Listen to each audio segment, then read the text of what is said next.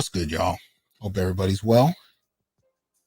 Welcome back to the Onyx Report, Black Masculinist news for the day. What's going on?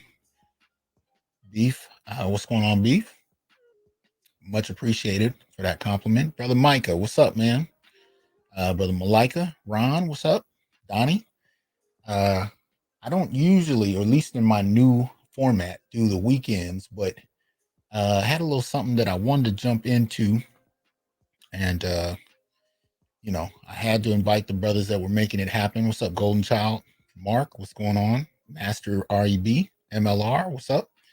Y'all know what it is. Like, share, subscribe, join, and donate. Support the channel if you will. You can see how to do so right there on the screen. You got Patreon, Cash App, PayPal, Venmo. You know what it is. Brother Yesha, appreciate that. And as usual, coming through. What's up, Officer Faulkner? What's going on? Hybrid, what's up? Brother Trey, So here's the thing. We're just gonna, kind of get into this without a whole lot of fanfare. But I ran across a post on Facebook by a good brother of mine named Adam MGTOW. That is not his name on Facebook, so you might not easily find it. I'll leave it up to him on how much to share. He might want to keep those worlds separate, but either way. He dropped a very interesting topic on Facebook. And from there, actually, a number of brothers came in and joined in and dropped some other topics. And so I tried to invite a few of them here. I think there were 4 altogether, but I think 3 have agreed to come on. One will be on with us soon. And this has to do with a very interesting topic. But before I choose the topic, let me go ahead and bring in the brothers. There are 2 of them here now. We're waiting on the 3rd. Let me welcome Brother Adam MGTOW and Brother Gavin. Can you guys hear me okay? Yes, sir. Yes. All yes, right. sir. All right. Good to Can have you hear me? Yeah, we can hear you. 10-4. We're just waiting on Dominic. But as far as the topic, now this was something that Adam posted, and I want you to tell us not only what the topic is, but what made you decide to post on it. Go ahead. Well, I was doing some research, and I was thinking about that particular subject. I was thinking earlier this week, like, why is it that it seems that like the girls were able to progress so fast, and yet you see boys in school, how they progress, it's often delayed. We see that there's a propensity to give them greater levels of punishment, and I was wondering if that was found also in the home, right? If that was something that was trained in the home, the way that girls act in school, the way boys act in school, and even how it pertains to their outcomes. And so, I was also looking up the subject matter. I was actually, I think I just bought Tariq's movie on the documentary on Buckbreaking. So that idea was in my head as well. Yeah. And then I thought about that. I said, in a matriarchal household, what would that concept look like? Because something I was reading about is that before whatever act of violation took place, there was a flogging of the slave. And one thing I thought about was, the types of punishments that occur, that the types of punishments that are meted out for boys versus girls. And when it comes to boys, the type of punishment that's rendered is almost always a castigatory in nature, whether it's corporal punishment, whatever the case may be. There's not really an explanation for why. It's because I said so, that's why, right?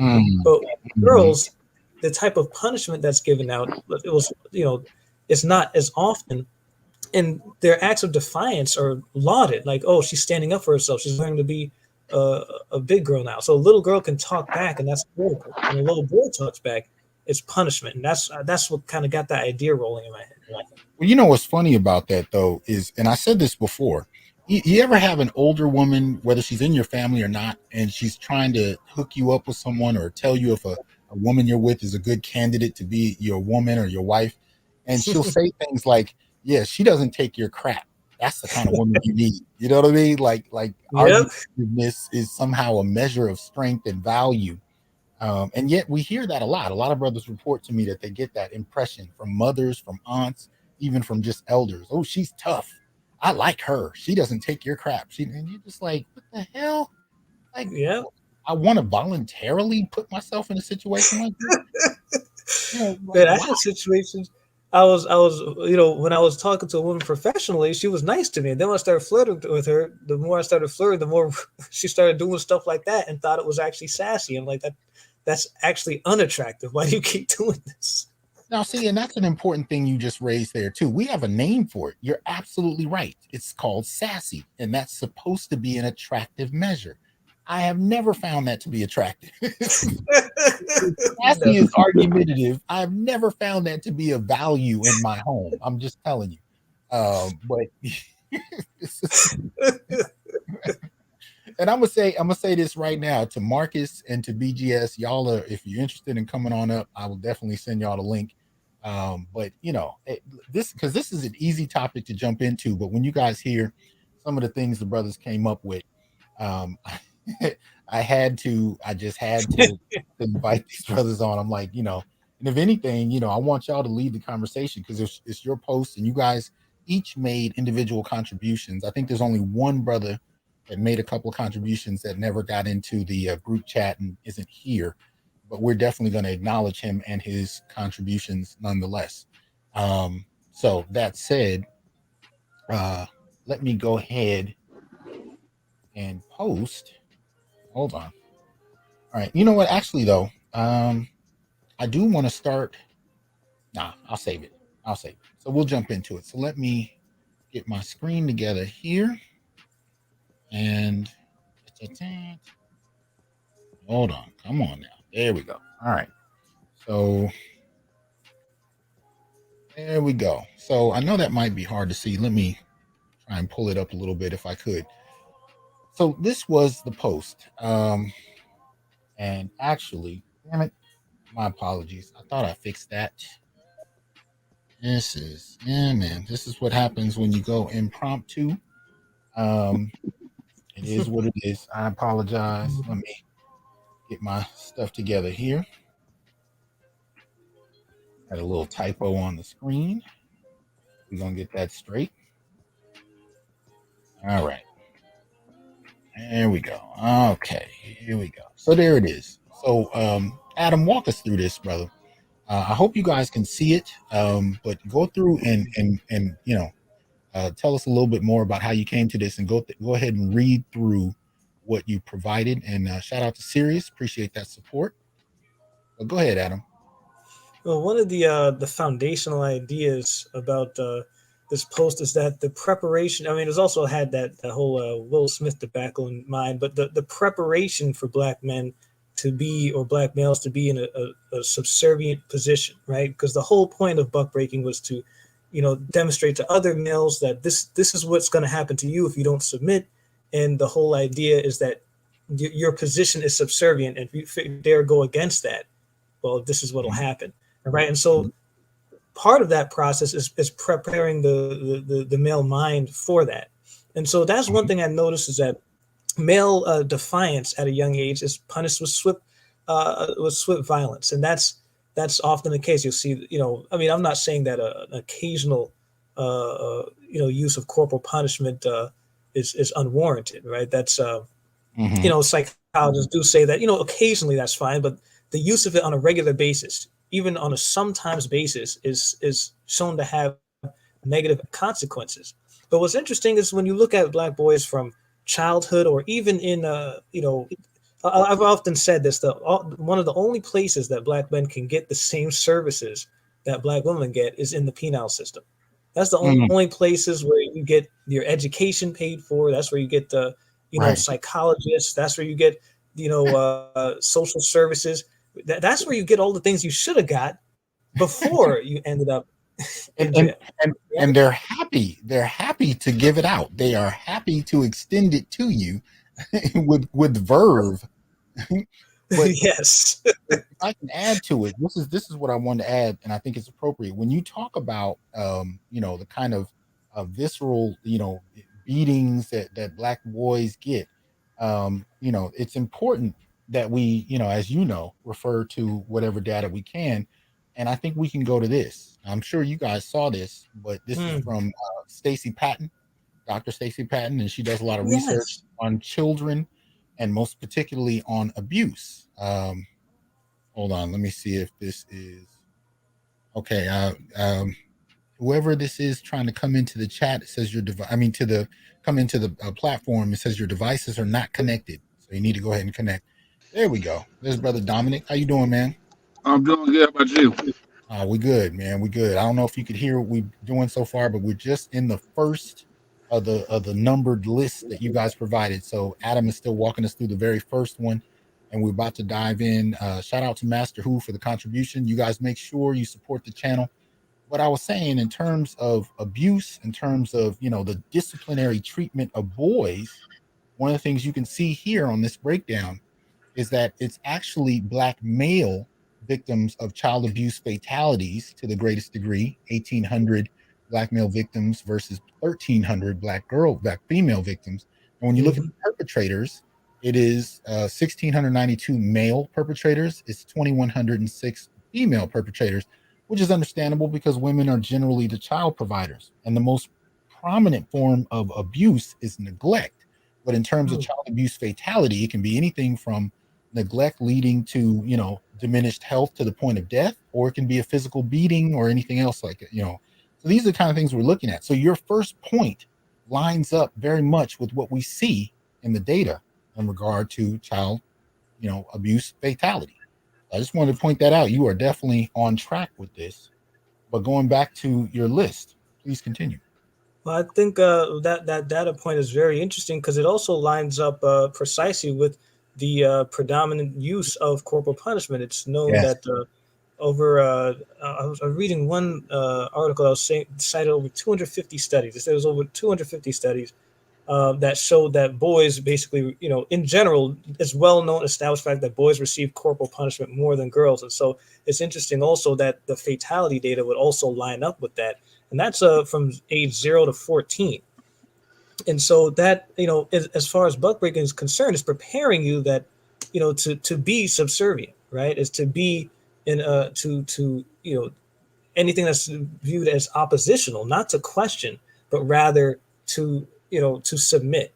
And when you contrast it with the second point about girls, how their defiance is viewed, there's one study I was reading that was a meta-analysis. Now they concluded that there's an 8% differential between corporal punishment or controlling strategies for boys and girls, but they classify parenting styles by two standards. One is controlling strategies using corporal punishment, aggressive, a psychological, well, not abuse per se, but harsh psychological treatment, things of that nature. Those are controlling strategies, and then they define them as autonomy supporting strategies, right? Where you explain why something is wrong, explain why something is a bad idea, but you're affirming the position of the child and their autonomy. And it was shown that there's a preference to give girls that greater type of treatment. Now that study, basically included everybody in the known world. But if we look at the Black community and the way that's structured, and knowing our history, that we could see how that dynamic would play out in a typical African American household, where the way we train boys is, if that's bad, you're going to get this work.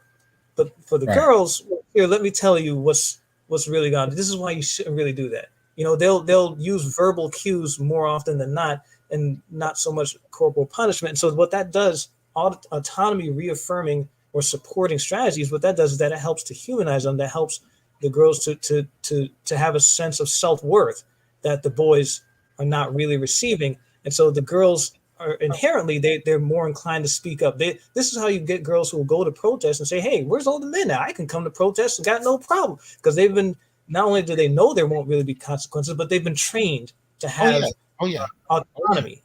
And they go even further. They'll say that the men who are, the men who don't show up are cowards, and we're courageous. And I remember getting into a few debates with some of the BLM, activists who were deeply in that feminist trench, who would argue that they were super courageous and the men were weaklings. And I'm like, ain't nobody putting hands on you to any significant extent. And I remember one that I debated with, she got real adamant, real upset. No, we risk the same thing men risk. And I said, well, and this was 2015. And so I said at that time, I said, well, when you look at the major protests that ended up, turning into violence against the police or the police against the community, they were primarily when the police showed up in riot gear. And the police showed up in riot gear when there were at least 50% Black men present. It wasn't that Black men were being more violent than anybody. They were just present. And that's when the cops would show up in riot gear. But I've been to protests that were 95% female. And the cops, if anything, the ones that I attended, not only did the cops not really show up, but if they did, they were like cordoning off the streets to let the women march. And these were unscheduled marches. They weren't marches. They weren't filed with the city. They didn't have permits. They just were impromptu. And the police were cordoning off the roads to let them march. But when the men showed up in significant numbers, like I said, 50%, that's when you saw cops showing up in riot gear. It was a whole different terrain. So what's interesting about that is that the data shows that police are more likely to use physical restraints on males than on females, and especially more so on Black males. So not only do we have that reality, but then we have this training in the home that's preparing Black men for that. And one of the studies, it was let me see which one that was. It was the retrospective roles of Black women and the coddling of Black boys. Now, the study itself was kind of done by a group of feminists, but there was a particular part of it I found interesting. It's fascinating the type of studies that get funding here. They had a study that researched Black women's opinions of depression in Black men, but they had no study on Black men's own opinions of depression in Black men, which is kind of interesting. But this study, I believe, let me see which part it was. It was under the subtitle "Gender Socializing for Girls and Boys." And then there's another subtitle, Gender Socialization for Black Girls and Black Boys. And in that section, they suggested basically that, go ahead, I'm sorry. I was going to say, I have all the links in the order you had them in there, so I don't know which one you want me to put. Oh, I'm sorry, that should be the second to last one. Let me see if that's, okay. That's 1, 2, that one is 3. from historyofyesterday.com. So. Oh, I'm sorry, it should be the third to last one. The retrospective roles of Black women in the coddling of Black boys. Oh, that one's from CNN. Let me see. It's a NCBI NL. Let me see. Yeah, you sent me like 20 different links. Thorough, boy. Yeah. Let me see. I don't know. I'm looking for gender differentiated parenting. Yeah, let me see. I'll send it again. Was it gender differentiated parenting revisited? Hold on, I'm going to send that. I'm going to send it again. Chat. Okay, tell you what, you send that, and now, did you cover the first two already, or is there anything else you wanted to say about the two? The first two on the list. I think that's about it. This last study just was reconfirming the same kind of point that the gender. One thing that this study, even though the study took the perspective or the view that Black women kind of coddled their boys, really the last born boy as opposed to the firstborn boy or girls. What was interesting is the section on gender socialization for Black boys and Black girls, where they admitted that the Black parents didn't really have. There were studies that suggest that Black parents consciously express higher expectations for their daughters in comparison to their sons, after acknowledging the many obstacles and dangers their sons will likely endure during their lives, oftentimes occurring through expressions of their masculinity. And so basically, they're using, basically in view of the topic here, this basically suggests that because they know that Black boys are going to face these type of obstacles, they don't really expect very much of them, but they use these type of corporal punishment and strict violence to kind of, in a way, to try to quote unquote protect them. And so they pre-buck-break them so that they don't have to face these violent consequences. But what we understand is that not only Black men still face these poor outcomes, but they also do poor academically because there's no expectation of them doing better, right? And so they're basically being socialized to be subservient and be lower class. And that was kind of that's the buck-breaking going on here. We're being flogged at home before we're being sent out to be quote unquote violated. And that's powerful, because that's the running theme throughout all of these, and it's currently on the screen, but I'm gonna pull it down for a moment. We can revisit it I want Mhm. to get hold on, let me pull this down. What I want to do at this point is I want to get Brother Dominic to say a few words about um, some of the additions because he came through with the second and third. And so, if you will, go ahead and actually, he came through with the third, fourth, and fifth, and a few more. But first of all, Dominic, I appreciate you coming in on short notice, man. Hope you're well. Um, what This, made you? this my What made you? pleasure. Oh well, thank you. And tell well, first of all, I want you to tell people what else you do, because we gotta stay up with what Dominic is doing. The brother's always doing some incredible work. And so tell us first what you're doing, what projects you're working on, and then tell us a little bit about what made you want to participate in this Facebook post. Well, go ahead. Thank you. Good evening, everybody. I'm Dominic Huff, the publisher of Dominic Magazine. We took a little hiatus because we're in the middle of shifting some gears with the publication, so we are going to be actually dropping new content very soon, probably this evening and throughout this week to get us back on our Friday schedule. I've been working on my nonprofit in Southwest Atlanta Southwest Community CDC, and of course, the people locally know that I have a local publication, so we have everybody and their daddy's running for election right now with all these offices. So you name it, my hands have been full. And then I've been kind of, getting ready to try to become a condo owner. So my hands are definitely full. So I'm definitely working on some more projects with the men's magazine. Trying to do some events hopefully this year. We're going to see how that goes, knock on wood, because it's time to really share our story. And I thank you, Dr. Johnson, for what you're doing with Black Male Studies. You, Dr. Ronald Neal, Dr. Theodore Ransall, and the other men. I always say I sit on you all's shoulders because you all are blazing the trails, and us laymen like me can come in and kind of build on top of that foundation. So I want to just thank you publicly again for what you're doing. Oh, okay, thank you. No, so tell us what made you want to jump into this, and then walk us through some of your contributions.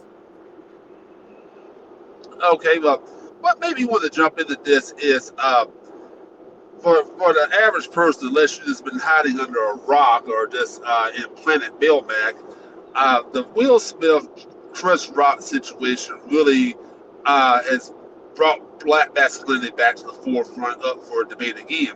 And I have noticed that Will Smith has now killed toxic masculinity.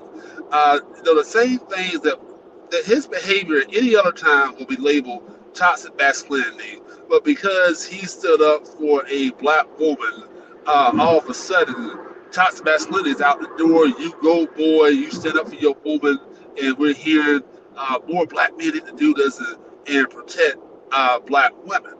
Now, granted, and I'm not trying to bring this topic up, but it kind of was the inspiration of you for this a couple of seconds. Granted, this was an award ceremony. There was no threat or danger. I'm sure that award ceremony had so much security in that thing, it's probably going to make Joe Biden's security team blush. So there was never a time Jada Pinkett Smith was in any physical danger or what have you. Chris Rock said a joke.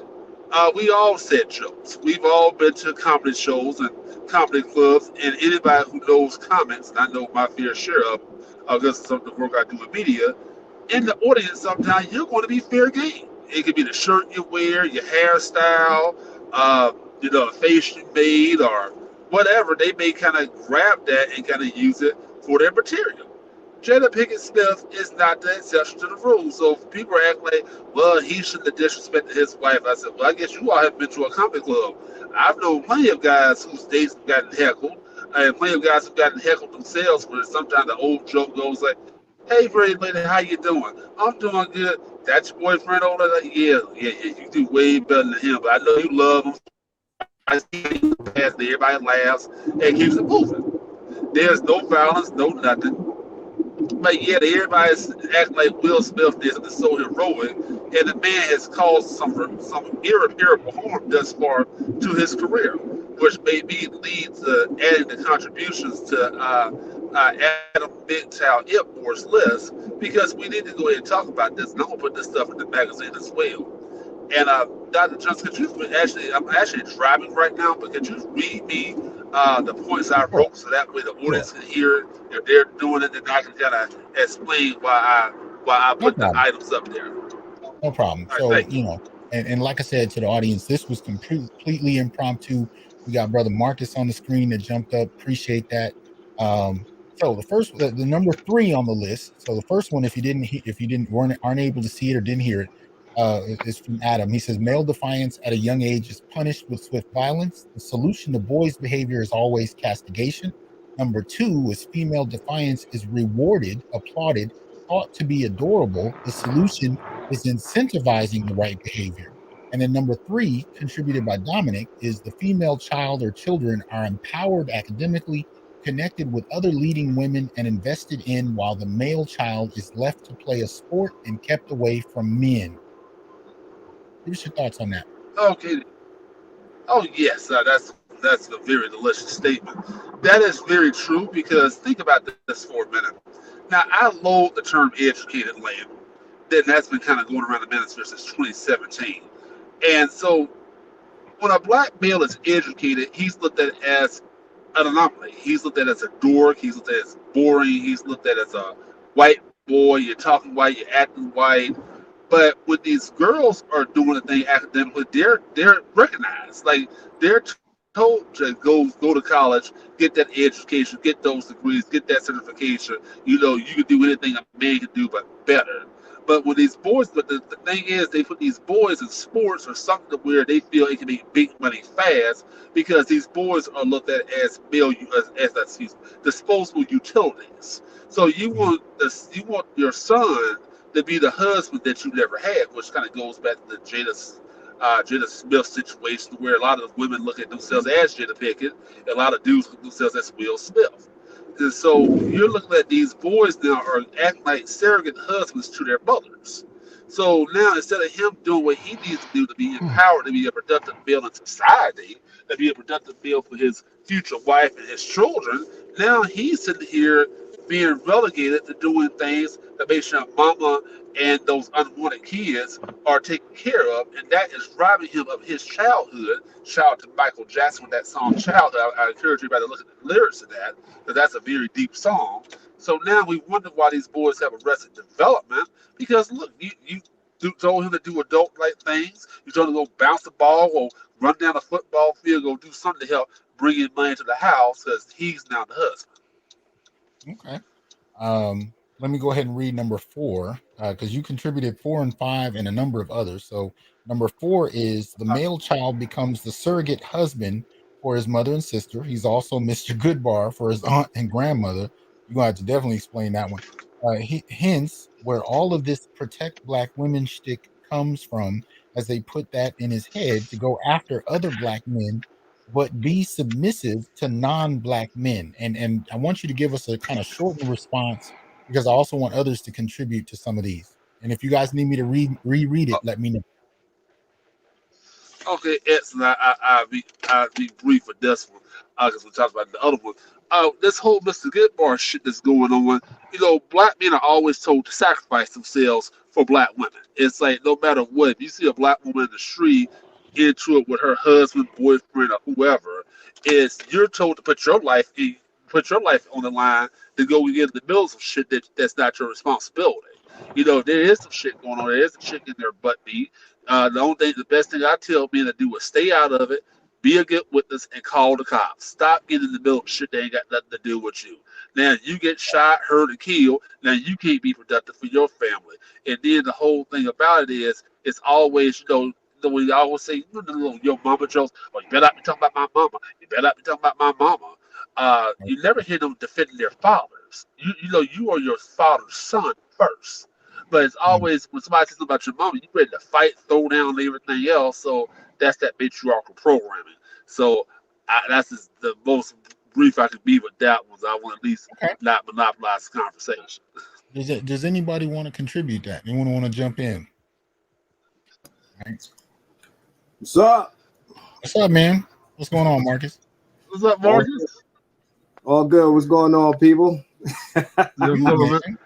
How y'all doing? Come in on this, man. What are your thoughts? Since Will Smith was touched on, I'm gonna say this.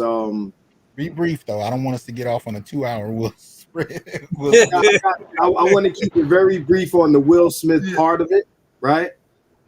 Because me and you have discussed even my history of me growing up in my household. As far as the Will Smith part of it is concerned, I mean, what we're seeing Black women celebrating the martyrization of his career on behalf of his wife. Okay.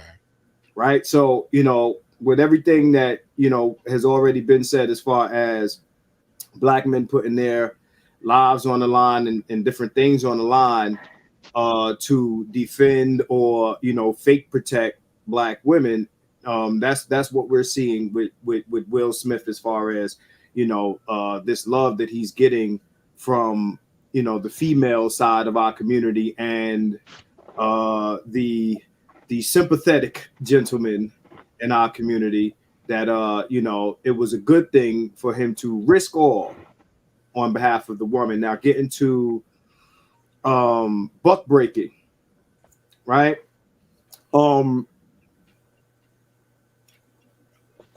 It is my experience, right? My personal experience that my mother had my sister's older than me. She had one daughter and two sons for a long time. She had more girls later, but she had one daughter and two sons.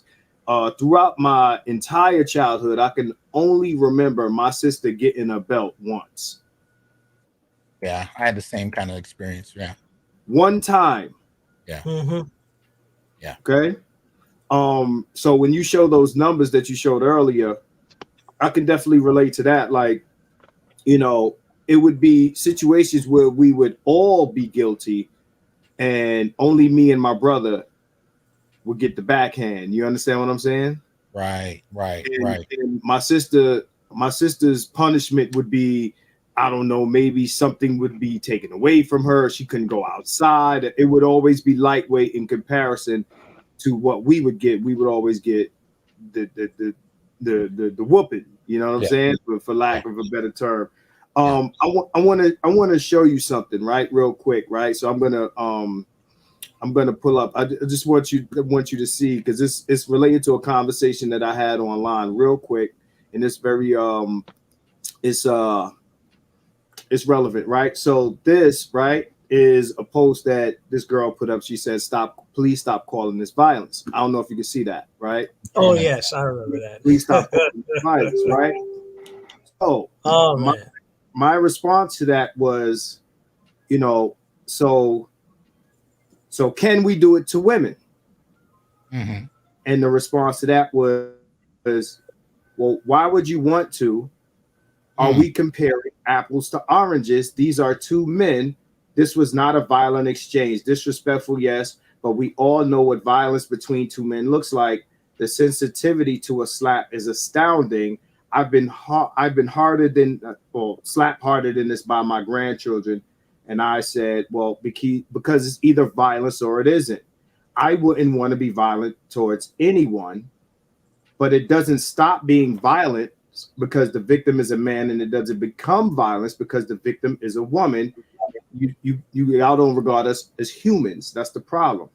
So then, after that, you know how it usually goes down. After you back a female into a corner with an argument, now it's time for you to go. So now I get blocked, right? Right. So basically, what it is that violence is for men.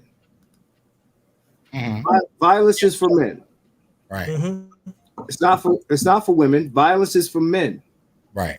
It's reserved for us. And this kind of goes back to not too long, the lead attorney did a video, and I think a lot of you guys seen it, where he trapped the woman very, very ingeniously into admitting that she would have a different judgment, that her judgment would be gendered.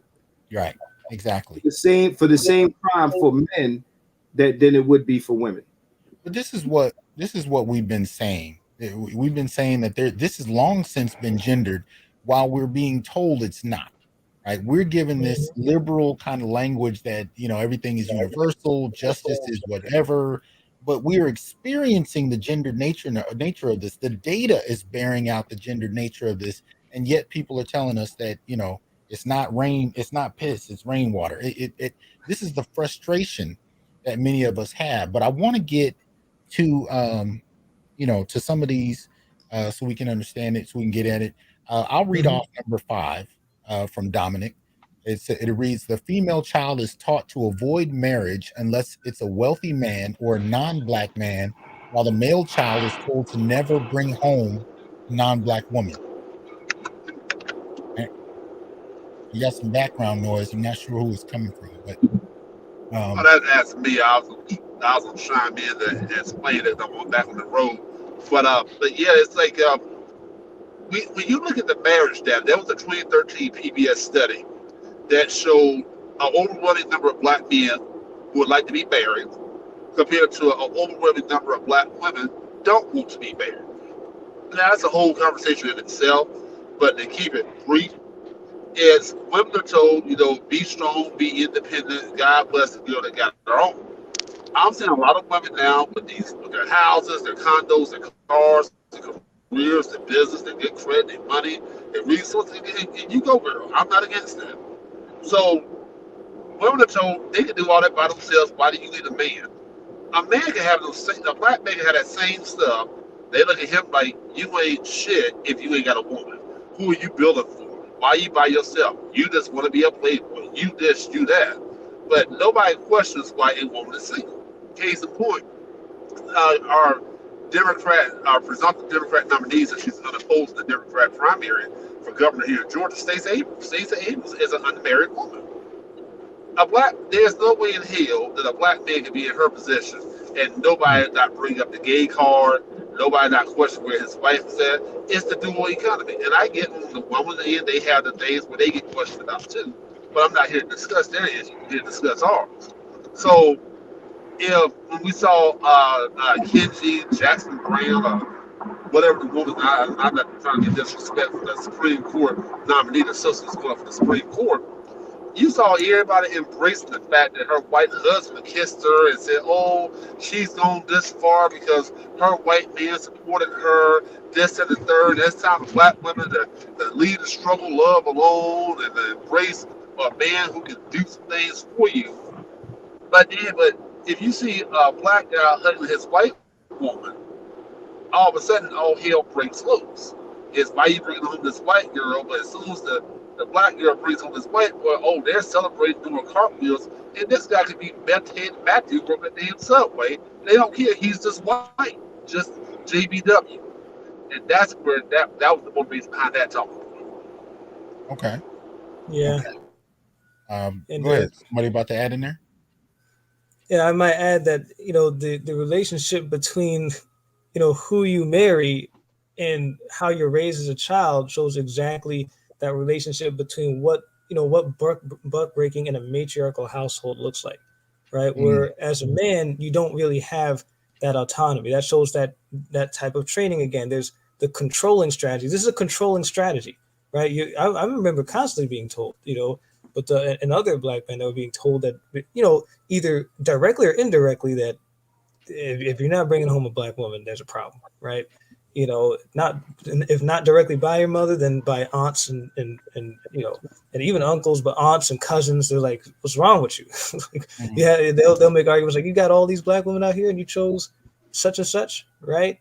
But when it comes to black women, that's not the same dynamic, because they use, you know, when they're raising them, right, particularly between the ages of 0 and 14, they use typically autonomy supporting strategies. So you're reasserting her autonomy, right? Her innate ability to choose, right? So they don't tell her that she can't choose something, because that goes against the way that they train their daughters. But their sons are trained in a controlled manner, and, you know, or to be controlled. And so this is part of how they're buck broken. So you get black men who, you know, will vehemently oppose dating women outside of the particular ethnic group, simply because that's how they've been raised, and not for any perceived benefits or anything of that nature. And that's how you end up with the situation that we're in today, you know, where, you know, so that's, you know, my viewpoint on that.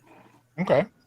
Hold on, let me bring up. This is the latter part of the list, Woo. and this one actually, this point was contributed to by Dennis, and I want him to talk a little bit about this, but I'll read it aloud for everybody to see or hear.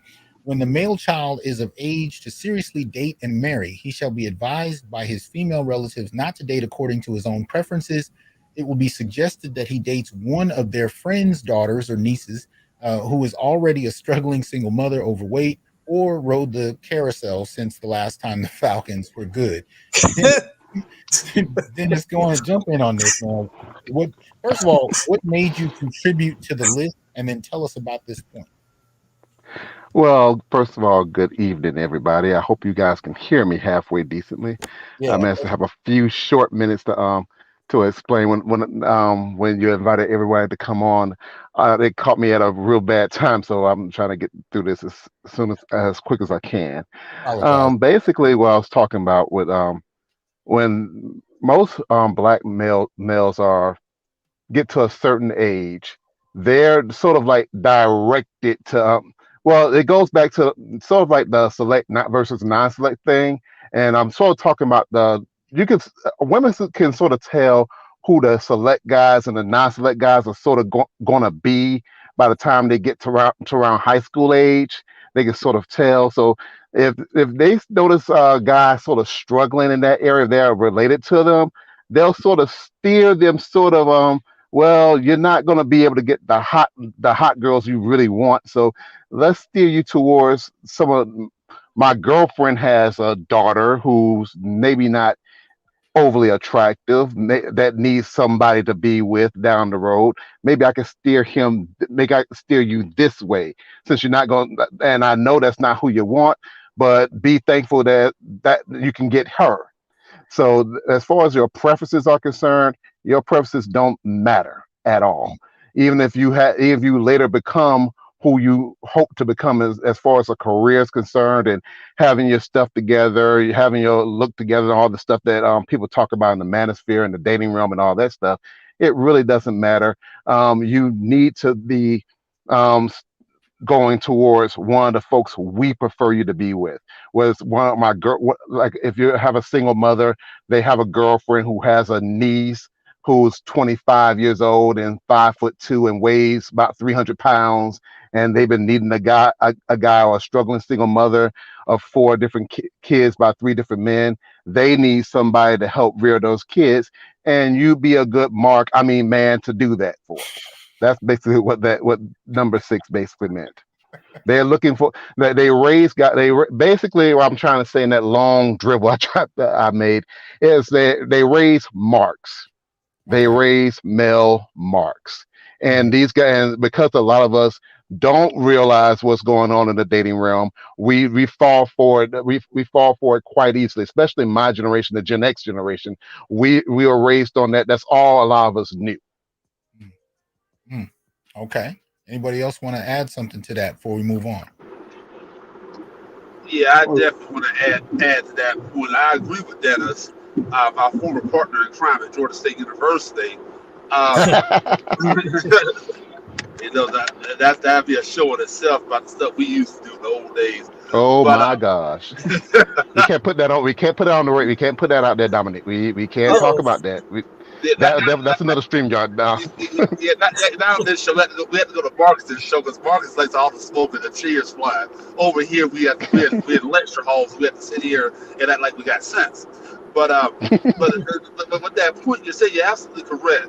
They want us, the men who did what we were supposed to do. They want us to go out there as women who screwed up instead of us getting the women we want. Oh, well, a real man is a stepdad. A real man sees sees the queen in her. So I always flip back on them. So when you see all these homeless black men walking around in your major city, which we know we're the majority of that, no matter where you go, do you see the king in that homeless man? Do you see the king in the guy at the Subway making your sandwich? Do you see the king in the guy sleeping on box at UPS? No. You want to look at those white collar men, but we're told to go dumpster diving for women because you all want us to give some other broad the husband that you couldn't get. So that's why I see what Dennis. needs to be on this list. Okay, you're starting to Borg at the end of that, but I want Adam to jump in on this a little bit.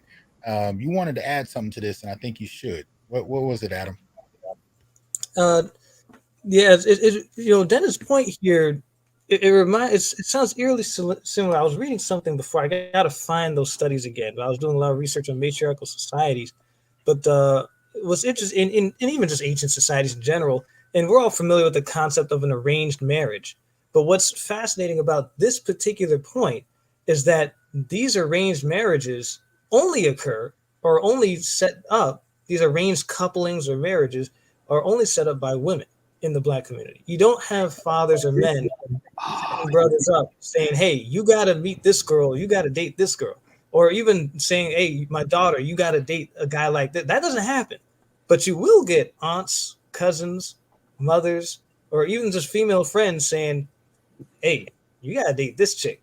I even had a chick come up to me one time.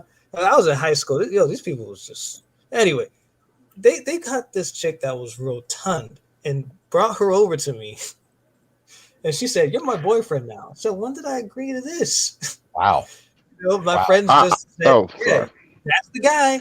My friends just pointed me out. I mean, they're trying to play a joke on me, but she really thought she was my boyfriend. She was my girlfriend. I'm like, what is this? And she would follow me around and stuff. And eventually I found a way to get rid of her. But it was just, this is the type of stuff that, that point reminds me specifically of. That I'll give you an Go ahead. you excuse me, I have a perfect example. I forgot. My apologies for not bringing it up. I remember at a job that I worked, it was well over 25 years ago. And I was single at the time. I'm married now, but anyway, and I had a coworker introduce me, and I had someone that I was interested in at the job. Of course, that's against the law. You don't mess with anything at the job. But anyway, I was 22 and Anyway, instead of that coworker introducing me to the person I was clearly interested in, she introduced me to one of her friends who she thought that I'd be a quote unquote better fit with. She's the one playing matchmaker. And like you just said, the girl weighed more than I did. And when I wasn't like willing to throw myself at that person, she became upset. It got to the point where she came to my office and ranting and raving about how dare you not look at the person my friend. She needs someone. She needs someone like you. Why are you looking at this other person? How you have the right to be with have your own how dare I have my own kind of preference in a person I'm interested in? I should just automatically just thank her and be thankful that I can talk to this person who, again, was all of 250 plus pounds. So that happens a lot more than anyone would care to admit. Where you have your aunts, you have your mothers, they have their girlfriends, and they don't just talk about Bible verses in those hair and nail salons. And I'll get back to that in point number 9. They talk about that too, and how to. I have a perfect son for you. He's a good plow horse. He'll help your single daughter, your daughter out with those 4 kids. He's a good boy. That's good. That's point number 9. I'll save that for later. Yeah, very much so. I want to get Marcus in, and then I want to welcome Afro Nerd to the platform and let him say something. Marcus, go ahead. Your office, wow.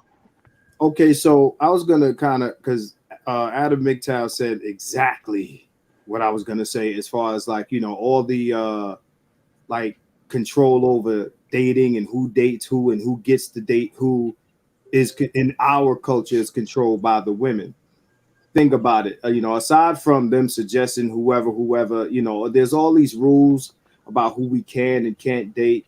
Even within the community, even within amongst Black women, they can tell you, if your wife or your woman is too light skinned, then you're a colorist. And there's always this shaming that happens when you, based on your own preferences, date a female. And something else I want to be said, right? When you look at white culture, right? Let's say we talk about interracial dating, right? Who's the first to trip if anyone in the white community interracially dates? It's the men. Who's the first? Okay, so I'll answer it for you. It's white men. Yeah. White men. Okay, it's white men. Now, in our culture, who's the first one to trip about interracial dating? Yeah. Sisterhood. Now, mind you, the white man put his penis wherever he want to. And black women in our culture will date and marry whoever they want to when they can, right? And it's applauded. And it's really no pushback except for maybe a small fringe group of like black nationalists or something like that, right? But for the most part, the biggest group to frown upon interracial marriage in our culture is black women, and it's when we do it, not when they do it. That's how you know who controls the dynamics of relationships, even to the point where if you're dating a woman that her friends don't feel, you're suitable for, they will tell that woman not to see you, and that woman will listen to them. That's how a lot of these girls end up single and lonely, because in their 20s, they was dating the guy they like, and their friends was like, nah, don't deal with him. He's corny, and they'll drop him, right? I see you smiling. I see you smiling. right? Yeah, he's telling the truth. They'll drop a dude. It goes back to pre-selection. They'll drop a dude that they actually like, and their girls will get them out. It's just like you be in the club and you hollering at a chick, and her girls will surround her, right? Put the block up, right? This is who decides who dates who in our spaces. Okay, Marcus, it goes back to pre-selection. And I'm a victim of that. I got so many stories to tell you all. The same girls that dropped me because they thought I was lame and a cornball. She walking around here with a baby with a dude who's in jail. And I wish I could say that was a rarity, but that happens. And I've had, like, a shout out to Obsidian from Obsidian Media Network. These same women who drop us because they homegirls don't like us, they come back years later. You're the man that I should have married. You're the man that I should have had my kids with. Oh, God, yes. But then when you see me walking around here with my hand on Becky's behind, with my hand around Mulan, all of a sudden, well, you couldn't find a sister. Well, I tried to be with y'all sisters. Y'all act like I just was whatever. But, as they always say, you want me to be the cleanup man, the beta male provider, shop Cynthia G for that one. I said, no, I'm not playing that game. I'm not your simp. I'm not going to do that stuff that men of the past did. I'm not that desperate for black love. Now I want to raise 4 kids from 4 different men, and I can't get my own kid and stuff because you so worn out and got more mileage with your car than a 1993 Ford Honda, a Honda Sonata. So you think I'm about to play with that? No.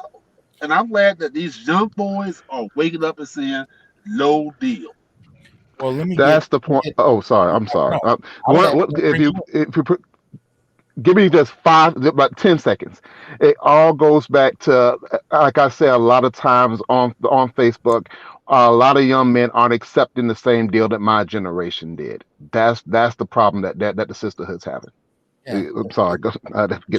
Generation X were the first ones that were really introduced to this idea of, needing to make 6 figures to be worthy of being considered. The 1980s was when we saw that really start to kick off. But let's bring in Afro Nerd, and then we're going to go back into the list and go from there. So, Afro Nerd, any thoughts on that? Oh, yes.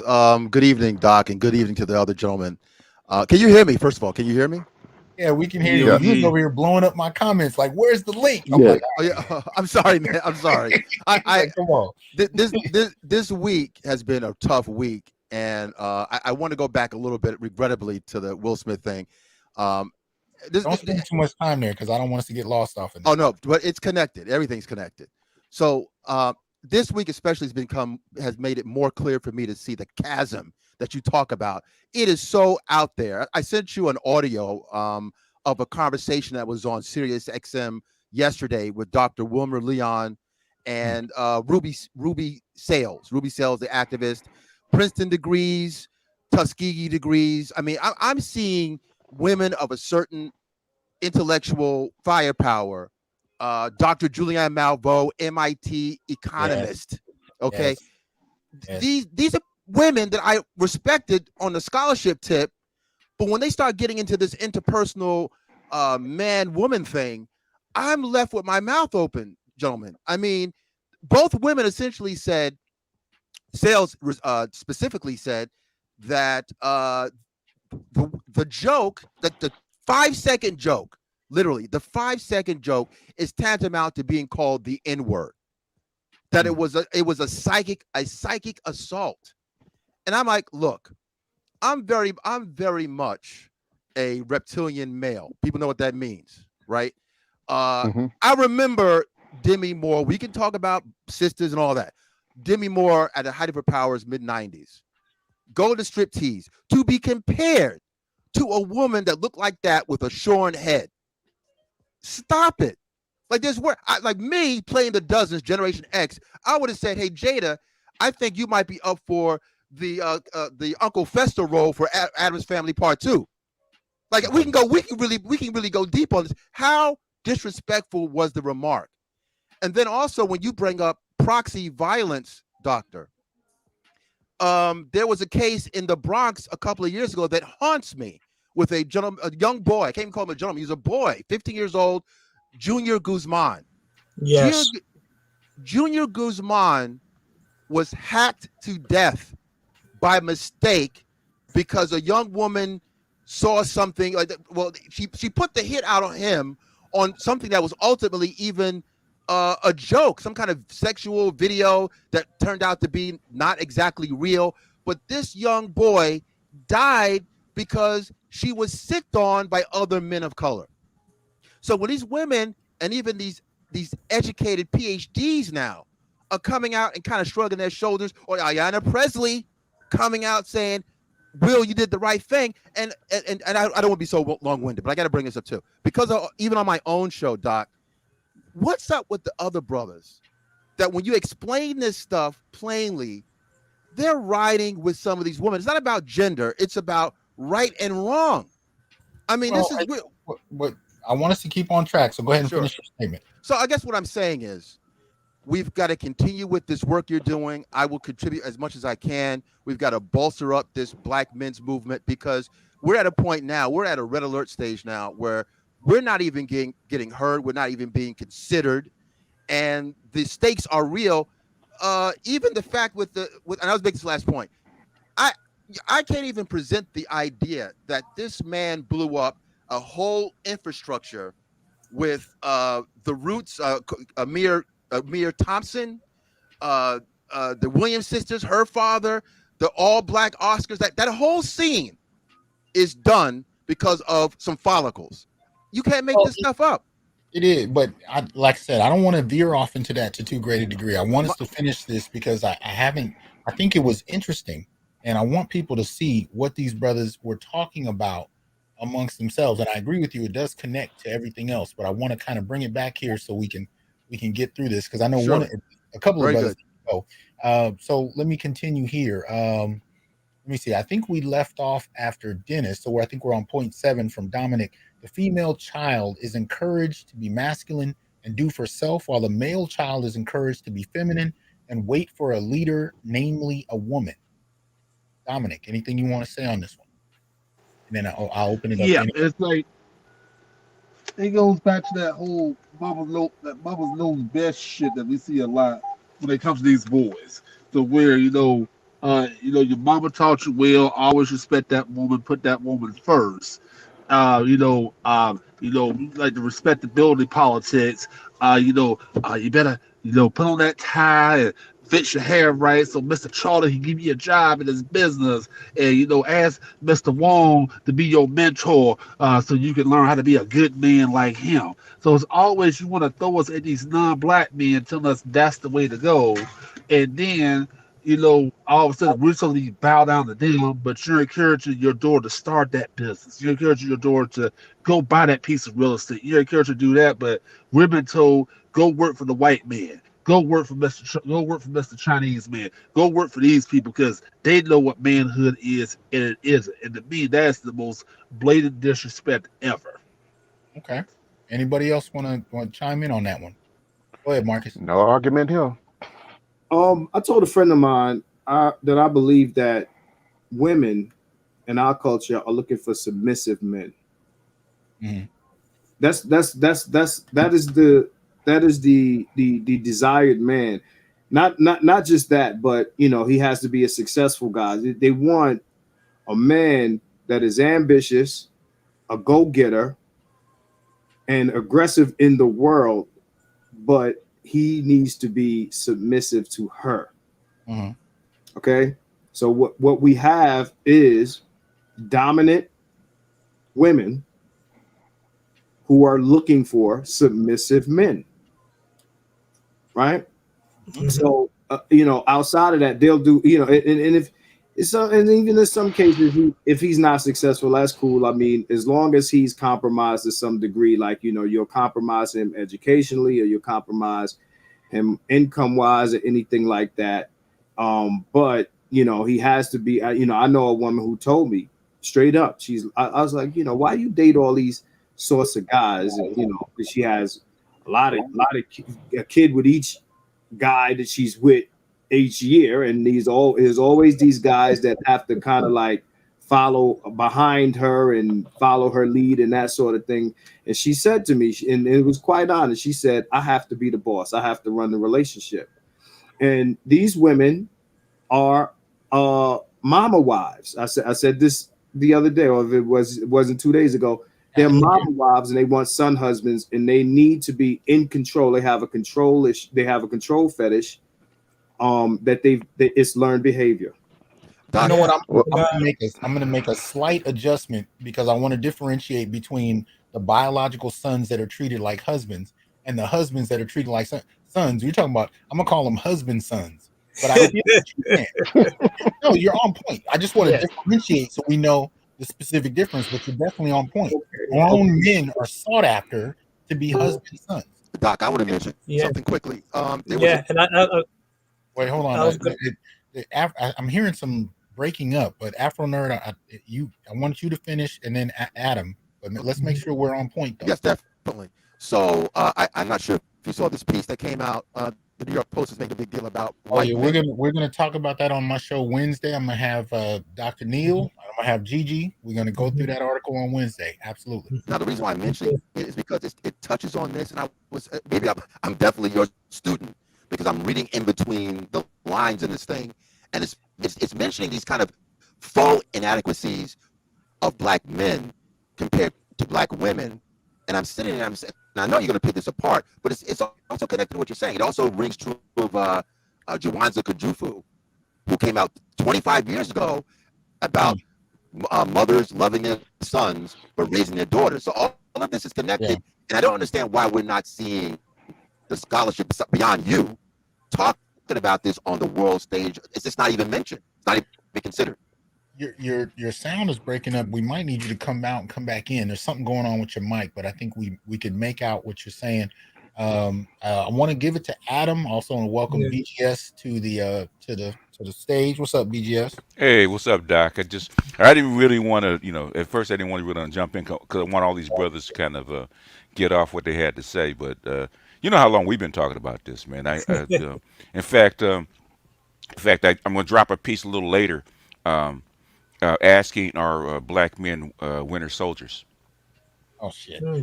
Don't even open that. We ain't gonna be able to. No. What I'm saying, we don't. Yeah. The thing is, I did about a 20 some odd minute rant, so it's about talking about this. But there we go.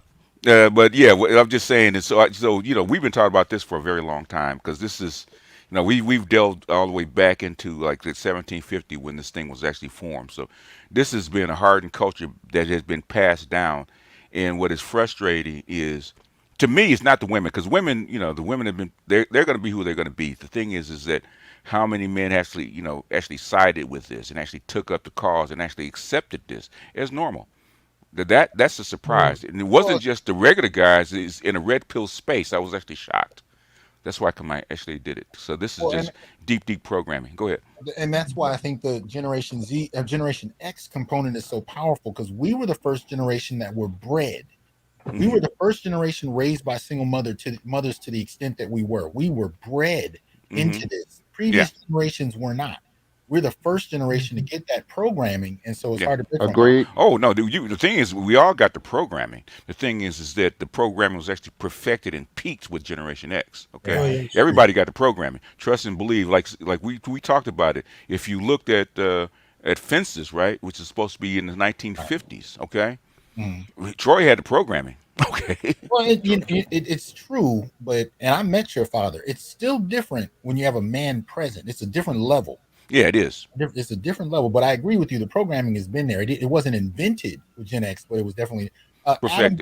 Yeah. go ahead and weigh in. Sorry to interrupt you. Go ahead, Adam. No, it's no problem, man. It's good to hear you guys going in, man. It's a pleasure to be here.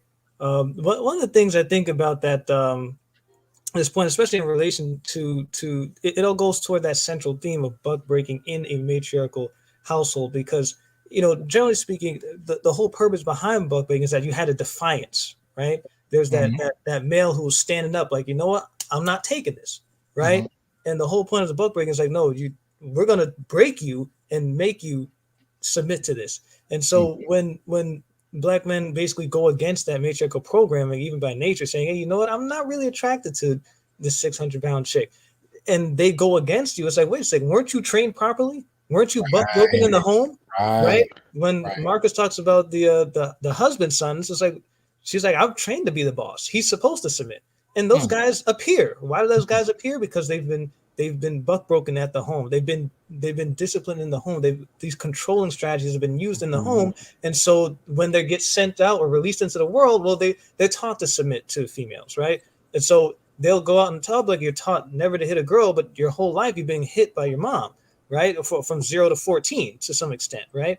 And so then when you go out in the world and you start getting abused by your wife or suffer that type of physical violence, a lot of guys don't even really know how to react, because you're not trained to do anything to that. That's just part of the submission that you're supposed to give. It's almost like your mother is handling you. In fact, some Black women would, and I believe BGS has mentioned this before. Correct me if I'm wrong, but some Black women actually, when they're trying to flirt with you, or when they really like you, they start acting trying to mother you. Right? Trying to mother you do. Yeah. When that's how they.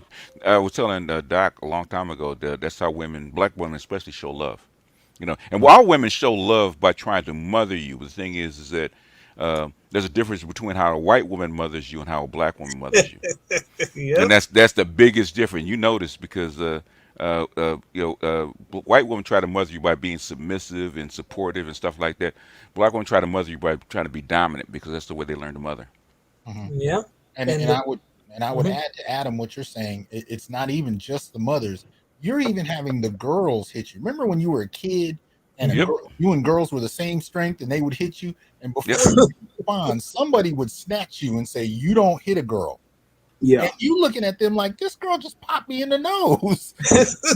She's every bit as strong as you are, but you learn even at a toddler's age, you're not allowed to hit them. That's feminism. It's the feminism creeping into the Black community. Yeah. Doc, I remember the day that I grew big enough to fight my older sister. And oh man, too bad my brother ain't watching this. Yo, from when we were babies all the way up till I was 14 years old, my sister was the bully. She was the bully. And it was cool. Like, my mother did nothing. Hey, she hit me. Hey, boy, get out of here. Don't bother me. But when I was 14, you know it in your head, like, I could take you. And it went down. When the day that it went down, my sister, she put hands on me and I went at her. That's when my mother jumped right in. I couldn't go outside. I got punished for that, fighting back. Controlling strategies. For fighting back. Yep. Oh, bro, man, listen, I go. But she never hit you again, though, did she? Oh no! Well, then after that, she had to try to get weapons. My sister would come at me. Of course. Yeah, she would have to get weapons after that, and my mother would jump in, and she wouldn't stop my sister with the weapon. She would come at me first every time. Right. Every time, man. You know what I'm saying? Just to go further into what we was talking about, any like is understood in these environments. Again, I grew up, my mother, aunt is such a heavy female. You deep in the Gynarchy, huh? Yeah, absolutely. Like me and my brother surrounded Mm-hmm. by women, surrounded by women who believe this stuff. You know, I got family in the South, and it was even you don't want to hear those stories. Right, It's right. even worse in the South. It is. It is. Yeah. Oh, I can tell you that. It's even worse in the South. They'll straight up tell you, you know, my aunt down south told me, you about to get this work because you talk back to your sister. That's what she said to me. Mm-hmm. Wow. That's what she said to me. You talk, oh, not because you fell asleep, not because of this, not because you talk back to your sister. Me and Yeah. my sister are 11 Not months your mother. born in the same year. Mm-hmm. Not my mother. My mother wasn't there. But Yeah. because Your I talk sister. back to my sister, Mm-hmm. yeah. Let me okay, so I'm gonna continue a little bit. So we get to point number 8. This was also written by Dominic. When the male child is a scholar, he is mocked and ridiculed, saying he needs to focus on helping the women pay bills and rear children, while the female is encouraged to study and learn. The Mohawk Conference 1890 said the exact same thing. Mm-hmm. Y'all want some more? Hey, hold on. Let me get Dominic to respond, and then I definitely want BGS to expound on that. Yeah, go Dominic, ahead. give us your thoughts on why you wrote that one. All right, cool. Yeah, I definitely hear what BGS has to say about it as well. But we put that out there because again, we talk about black boys not doing their schoolwork, not being academic, but yet when they are, again, like I said earlier, they are looked at as utilities. That doesn't help me right now. That may help us 20, 30 years down the road. But right now, I need you to look after your sister. I need you to go wash the car. I need you to go help grandma out. I need you to go do whatever. You're now the mule for them, which is coming at the expense again of your childhood, your maturing, because you're busy being everybody's little man instead of being the boy that you're supposed to be so that you can grow up. But yet, as soon as this boy grows up and becomes successful, despite the lack of a childhood he has, what does he want to do? Buy mama a house, buy mama a car. I will take care of my sister and her kids. All this, despite all that, they will still give back to them. But when a woman is successful, how many times do you hear her say she's gonna look after the men in her life? How many times you say she's gonna look after her father? You Mm-hmm. rarely hear that. Now the exceptions are not the rule. Right. So I'm gonna tee it up for BGS with that one. Oh yeah, this is this comes really out of the slave quarters, and really at a time when manual labor actually paid more than anything else, right? And black men were trained as workers, carpenters, and stuff like that. And I said all black men needed to know how to do was it was basically look at drawings and figure out how to put things together, or how to fix things, or how to invent things. Okay, they did not need to know how to read. So Mohawk Conference said a black male did not need to go past the 6th grade Mhm. because it was unnecessary, right? But the women, since they had to, women had to pay the bills, had to run the household, had to train the children. They needed as much education as they could give them, and you still hear that today. In fact, I was on a panel with Art Newstyle, and Cheryl Hussar, who's a Republican, and she's got two very successful sons, right? Art was saying we need to train these boys to get as much education as possible, and even Shirley, who's a Republican, who's been a writer, for a newspaper. Okay, she said that what we need to emphasize for black boys is trade schools. So it's the exact same thing for the last 130 years. Nothing has changed. Okay, nothing has changed in this culture. Yeah. The memes keep going round and round and round and round and round, even to the point where black women should be marrying white men. Okay, the same stuff round and round and round and round. It never changes. It never gets fixed.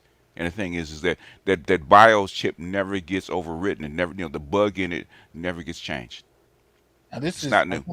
I want to say also to the audience listening again, like the video, share, subscribe, join, and donate. Support the channel if you would.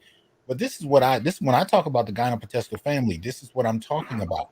The male in those families, whether it's the grandmother level, the mother, the aunts, when they run their specific households, they have men, young boys through men who are expected and socialized to serve. This is the dynamic we're talking about. Yep. It's definitely in play. But who else wants to jump in on this one? Right here, and Master BGS, nice to hear from you once again. It's always a Oh, thank pleasure. you. Oh yeah, appreciate you. Um, Thank you, sir. Appreciate you and Dr. Tiasan. Number 8, also in a backhanded way. Now, remember back in the day when it came to the NBA, they wouldn't look at you if you until you graduated, had 4 years of college. Mm-hmm. And now, if you notice, oh, we got not even one and done, straight out of high school. Mm-hmm. You go into college for 1 year, and then they encourage you now, okay, leave college alone, don't get educated, but so you can get that money. So now you can start to earn a higher wage. Mm-hmm. It's also the same thing. You're discouraged from getting an education, but also encouraged not to get an education in many other ways. Not just Mm-hmm. from discouraged being a scholar, but now in where you come into great finances for you to understand how to manage the financial wealth that's going to now be showered upon you.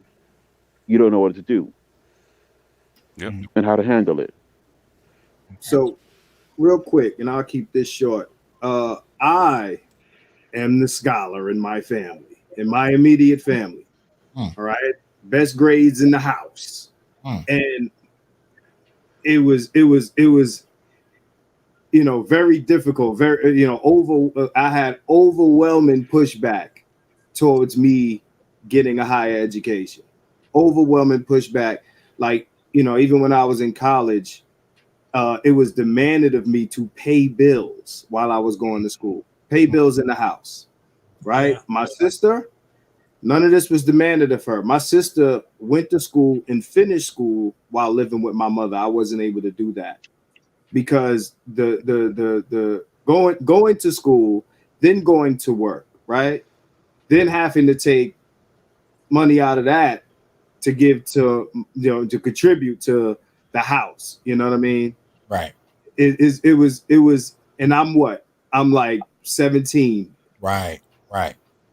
17 years old. Mm-hmm. I mean, even before college, I was, before I could get a real job or even a summer youth job, which they wouldn't give me, I was, bagging groceries at the supermarket, and that money was taxed. This was when I was in Gotta pay tribute. This Wow. was in high school. My mother was on some real, Don Corleone-ish. Mm-hmm. You know what I'm saying? And again, Had to wet her beak, huh? this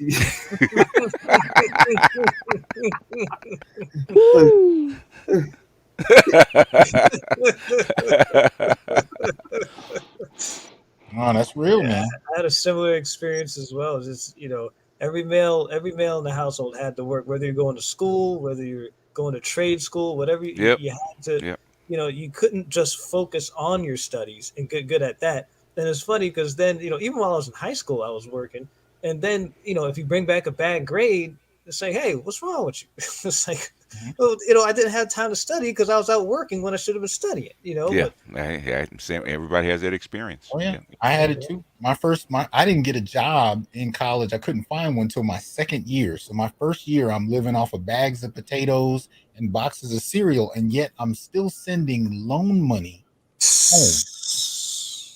So I definitely understand. I mean, I was Oh, living off, Damn. hey, um, Jesus. if my mother heard me tell y'all this, she'd tell you I was lying. I remember one time I didn't have money to give her for the light bill, and she didn't let me turn my TV or radio or any of that stuff on in the house. I couldn't turn on anything that required electricity in the house. wow. Yeah. Let's look. We're gonna go to point 9. This is Dennis, one of Dennis's contributions. He says, "The male child shall not be given any information about women's true nature in the dating realm. In fact, anyone who attempts to advise a man of such information will be immediately expelled from their social circle." Mm. Dennis, drop it on us. well, well, we talk about I'm sorry. we talk about women's true nature in the dating realm, and I call it the dating realm or the dating atmosphere, whatever you want to call it. We talk about that a lot, and normally we talk about women's true nature. We talk about how hypergamy is brought up. We dual mating strategy. I bring that up a whole lot. I've been talking about that for about 10 years now. But one thing the 3 words we don't bring up a lot is called own group preference. And when it comes to keeping the young men sort of out of the loop in terms of that, if they truly knew what their female cohorts truly knew about what they really thought, half of the stuff that we even talk about wouldn't even be happening. I'll say about 90% of it wouldn't even be happening. So when a young man is brought up at a young age, that especially if they're raised by a single mother, a lot of the stuff is as far as learning what their female counterparts know about and are thinking is shielded away from them in terms of them thinking about dual mating strategy. We talk again, alpha seed beta need. I'll keep it as clean as I can as far as that's concerned. That's shielded away from, like, no, you're gonna be a good little boy and you're gonna do right. You're gonna be that scholar. You're gonna go to school and get that good job. That's all I've heard since I was 6 years old. And then when the time comes when you're 25, 30 years old, and one of my girlfriends has a daughter or a niece, as I brought up in point 6, that's in need, then you come off the bench, you come off the sidelines, and you move heaven and earth to do whatever she needs you to be. Like BGS says, of being a conky serve. But if any guy or anybody comes around trying to steer you in a different kind of way, we're going to do everything legally and otherwise to get that person away from you, so you don't get that programming messed up. So like being in the matrix, we don't want you being awakened. That's the problem that I said earlier, that the sisterhood is having a major problem is a lot of young men are being awakened, and that's messing up their plan on having the same kind of deal that their single mothers and aunts had back in the 80s and the 90s, when it was a whole lot easier. We had a whole lot of guys who just said, okay, I can't get anybody to talk to me. I'll get with a single mother. She's decent looking enough. I'll get with someone who has 3 kids by 2 different dudes, because no one else is talking to me. No one else is basically want anything else to do with me. That's basically what point 9 is about. Right. Anybody else want to jump in on that one? I'll add to that one. I just want to say that point in the way you just described it, Dennis, really drives home how this is part of the, how this is a vestige, or rather an outcome of that buck breaking in a matriarchal household. They have successfully prepared the man by keeping this information away from you as a child, especially during the years where you're discovering yourself and you're learning about your relationship to the opposite sex between 13, 16. You're learning about that. By keeping this information away from you, they're preparing you for the gynopotassial framework. They're preparing you to introduce you to the gynarchy, where now it's easy for you to submit. It's easy for you to be used because you don't really understand your relationship to women. You're taught, work hard, be a good guy, give her everything she wants, and then everything will work out. Like you're prepared now. Now you're ready to be someone's retirement plan when they're done on the carousel. I mean, and this is this. Oh, I'm sorry. Yeah, man, that's all I got. Those of you, I'm a big 007 fan. And if you remember the older movies with Sean Connery in it, there's this group that called Spectre. And in the earlier parts of the movie, when Spectre's having their meetings and stuff, and there's always someone who F's up and he gets his or whatnot. That's why I compare the sisterhood is talking about this stuff too. When you go to the nail and hair salons and girls' nights out and stuff like that, what do you think they're talking about? They're not just they're bringing up the same things, how we can scheme this guy, who we're effing around with, who we're effing over.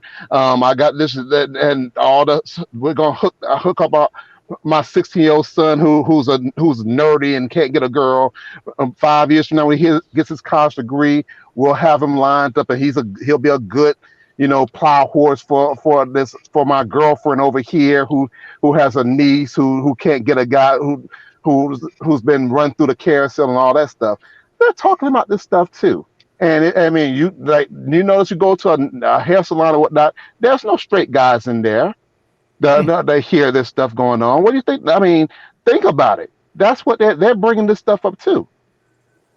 Yeah, you're right, Dennis, because you think about it, and I am dead set against co-ed, these little barber beauty shops they have now. Oh, if Lord. I see beauty Anything over there, I'm not going in there. I don't care if it's free haircuts. I get $100 for a haircut or a food stamp card. No, thank you, because I want to sit among men and talk about men's issues. Now, Dennis knows how I used to be in the old days.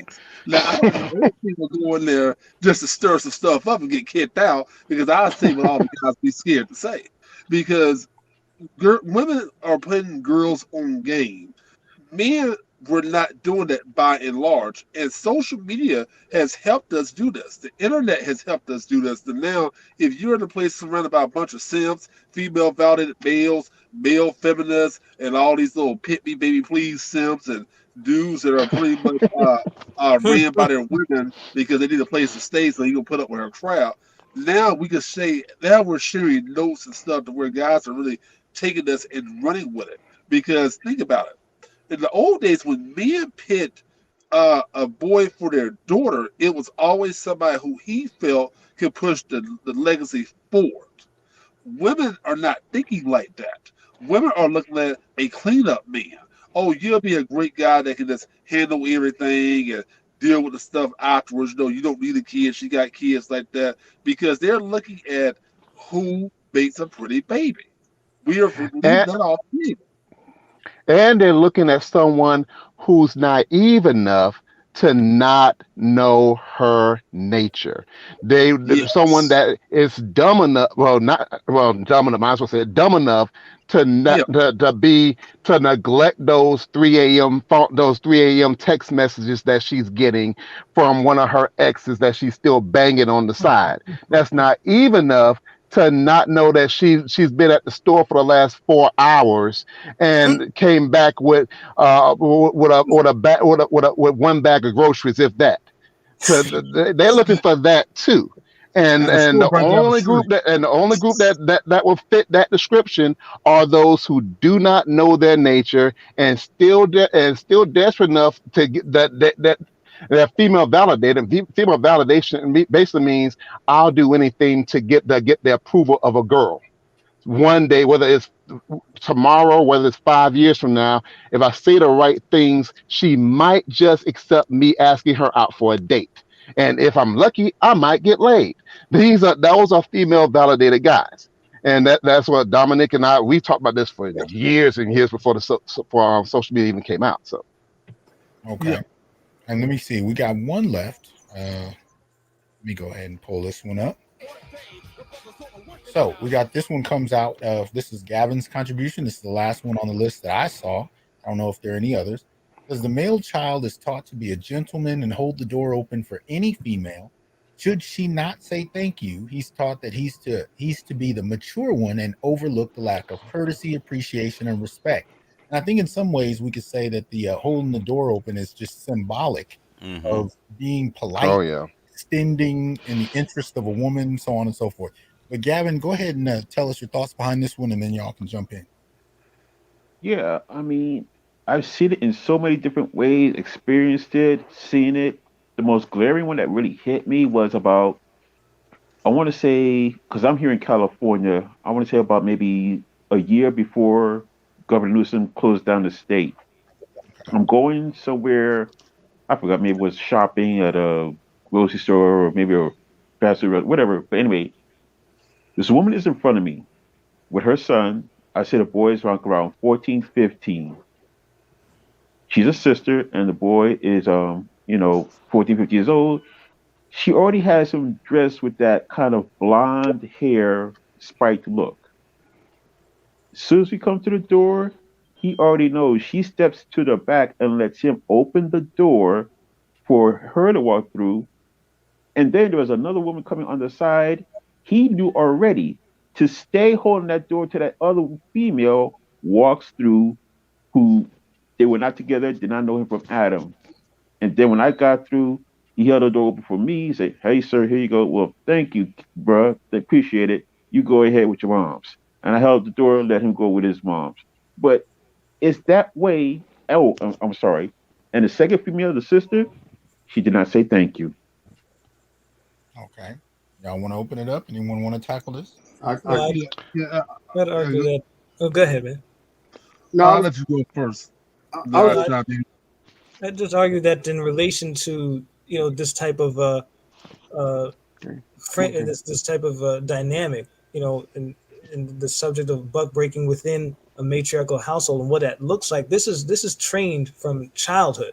You're trained that your services to women are obligatory, but their appreciation is optional. Right? They can expect, they can respect you. They don't have to respect you, right? You'll hear black women in one breath say, "Hey, respect all women." I'm like, okay, cool. But then they'll also tell me, "Hey, respect is earned." I said, "What? I thought, wait a second. I thought you said you respect all women, so let's respect black men too." It's like, no. Respect is earned for you, but to respect us just because, right? Because our services to them are obligatory, but theirs, any response or show of appreciation is optional, and that itself can only occur in an adult man if it was trained in childhood. He had to have been buck at home as a child, so that his daughter, his sister, can stand on his back as she's drinking from the water fountain. Yep. That's buck breaking in a matriarchal household. How dare you, Knave? Yeah, that's like the patriarchy that they hate. And patriarchy was always, that Miss Anne crap, to where the woman is so innocent, no matter what. No, you can't say you hate patriarchy, but then, I want the patriarchal benefits for me, but I want you to be, I want to give you the new school treatment. Like one of the commenters in the chat, there's actually two of them respond to. NYC Songman, Gavin, don't get upset. No, he's on the East Coast, but bear with us. NYC Songman said, hard to believe that men had learned that women weren't all sugar and spice before there was the internet. A lot of men did know this and either made peace with themselves or just adapted. And that is true. That is the crux of why we're doing this list, because so many men put their head down under this keep the peace, don't say nothing, happy wife, happy life fuckery, happy life foolishness, and it got the man nowhere. You're still dying early. You're stressed out. You're frustrated. You feel you got to hang out at the bar before you go home, and you know she's gonna be running her mouth and everything. So you're right, NYC song man. A lot of these guys did just bend over and take it because they kind of felt they had no choice because they were so adamant for black love at any cause that I'm gonna be the good black man. I'm going to show y'all what we're going to do. And then another commenter I'm going to respond to. Now I feel like Marcus Aurelius right now, and I want smoke mentality. And this is why I got to stop hanging with Marcus. See, Marcus will get me in trouble. You can't hang out with Mr. Smoke now, okay? Yeah, I can't hang out with Marcus.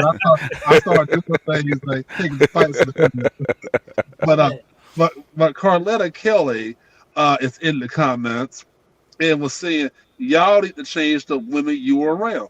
Well, okay, Carletta. Well, then you tell Madame Noir writers to change the men they are around. Every time they say things like black men are predators. You tell the swirlers to change the black men they are around. See, it's always funny when we're talking about the issues that we deal with as black men. It's always, that's you. It's your fault. That's those women. But yet, it could be a black man in Compton or Chicago or Philly that may beat a black woman to the pulp. All of a sudden, we talk about toxic masculinity in the community and how these guys are just doing all this type of stuff. But first of all, according to the research BGS.TSR put out, and Dr. Tom Curry, forgot about him. Dr. Tom Curry said at first, domestic violence in the black community is bidirectional. Nobody wants to say that publicly. It goes both ways in our community, but yet it's always the black man this, the black man that. So we have to bear the burden of what any old black man does, from Lord, entertain me for a second, Pookie and Ray Ray to the incel. I can't stand that term either. We're the incel? Yeah. All those men, no matter what, we're told that we need to check them, that's our fault. But Carletta's over here talking about, that's one woman, not the sisterhood. Well, okay, they'll tell you, don't check us, don't check your sisters. When they start complaining, when they write all this stuff about black men on the internet, Go tell them that's one black man, not the brotherhood. But see, you don't want to tell your sisters that because you're afraid of being called a mammy and a pygmy and all this type of stuff. She'll get isolated like in those Spectre movies. That's But what'll this is happen. but what we're saying though. Also, What we're saying though, especially if you look at the last 40 years, women have had major platforms to frame their perspectives on black men. Black men haven't had major platforms in the same route. And then when we start to, and this is my response to NYC Songman, the reason that you're seeing such a blowback is because men are finally in a space where we can communicate and be on a platform, which we've never had. So yes, there are individuals here and there that knew it, that understood it. We got elements of it, but we were never able to put it together on such a wide platform. And then, the other part I would add to that, especially when you have, people like Carletta who are making these kind of statements, at the end of the day, when men started to compare notes and we started to understand that this stuff was bigger than just my experience or my cousin's experience or my friend's experience. It's everybody. I'm having men writing me from South Africa, from London, from Australia, from Jamaica, who are saying that, well, feminism hit our place too, and now our women are doing this too. This is not an incidental thing. And so what we're dealing with in terms of what Carletta's statement was is a shaming tactic where we're going to individualize your experiences, but we're going to collectivize ours. Our problem is with toxic masculinity. Your problem is with the individual woman you met at the store. And if you just shut up and be patient, you'll meet a good one. A good one will come along and she'll treat you nicely. I said that in my points earlier. I said that earlier. One day. So we're Cinderella, right? Okay, all the black men have turned into Cinderella. One day your princess will come and rescue you, huh? One day you will be allowed to get off the bench and get into the ball game in garbage time. And everybody who is a sports fan know what garbage time means, when the band has gotten on the bus, when everybody's gotten back into the parking lot, when they splash the Gatorade on the coach, and everybody's celebrating. Now, Junior, go on in the game and give them hell in these last minute and a half. The score is 48-10. Go on in there and show them some hell. Give them some hell there. But you know what's funny about that? Even if you turn the game around and match it up, they pull you out the game and put the guys that were losing the damn game back in anyway. And by the time everybody watch the end of the game, you on the bench again. But anyway, you're gonna get in for a couple of plays, and then they're gonna have a TV timeout, and then they're gonna put the other guys in there. Hey, you got in the game. Aren't you thankful that you got in the game? Yeah, you ran the same suicides, you ran the same drills, you got blasted throughout the week like everybody else, but you got 3 plays in the whole game. Isn't that supposed to be good enough for you? No, it was one at home, 2 on the road, and 4 when you're behind. In other words, when black women screw up, all of a sudden they want to get as many black men to come in and clean up and rescue them. Yeah, Ultimate Warrior style. They want them to come down the ramp, storming down the ramp. Well, here's another good comment, fellas, from Uneducated Lame. I like that name. Uneducated Lame said this. A lot of them. Marcus, is that one of your friends? That sounds like somebody you were hanging. No, he's been around a long time. He's been around a long time. Yeah, he's one of my. Go ahead, read him. So many married men are on that happy wife, happy life BS. I tell them I believe in trickle down happy numbers. That if I'm not happy, no one will be. Still married 13 years, still got my boss. Shout out to him. Because I like that comment, because I always say happy house, happy spouse. I got to be happy too. Why do you have to be happy and I'm over here miserable? As Adam said, I got to sit in the car 20 minutes and look like Al Bundy before I walk in the house, knowing I'm going to deal with disaster. Man, you know, silent generation and boomers, man. You know how many guys said that? You know how many fathers said that they had to get them a drink and sit out in the car for 20 minutes before they went in the house. It's not new. Yeah. Can I address the trope, please? Go ahead, man. Here we go. we going in on the chat. Okay. Who's this? Go ahead. Carletta? Is that her name?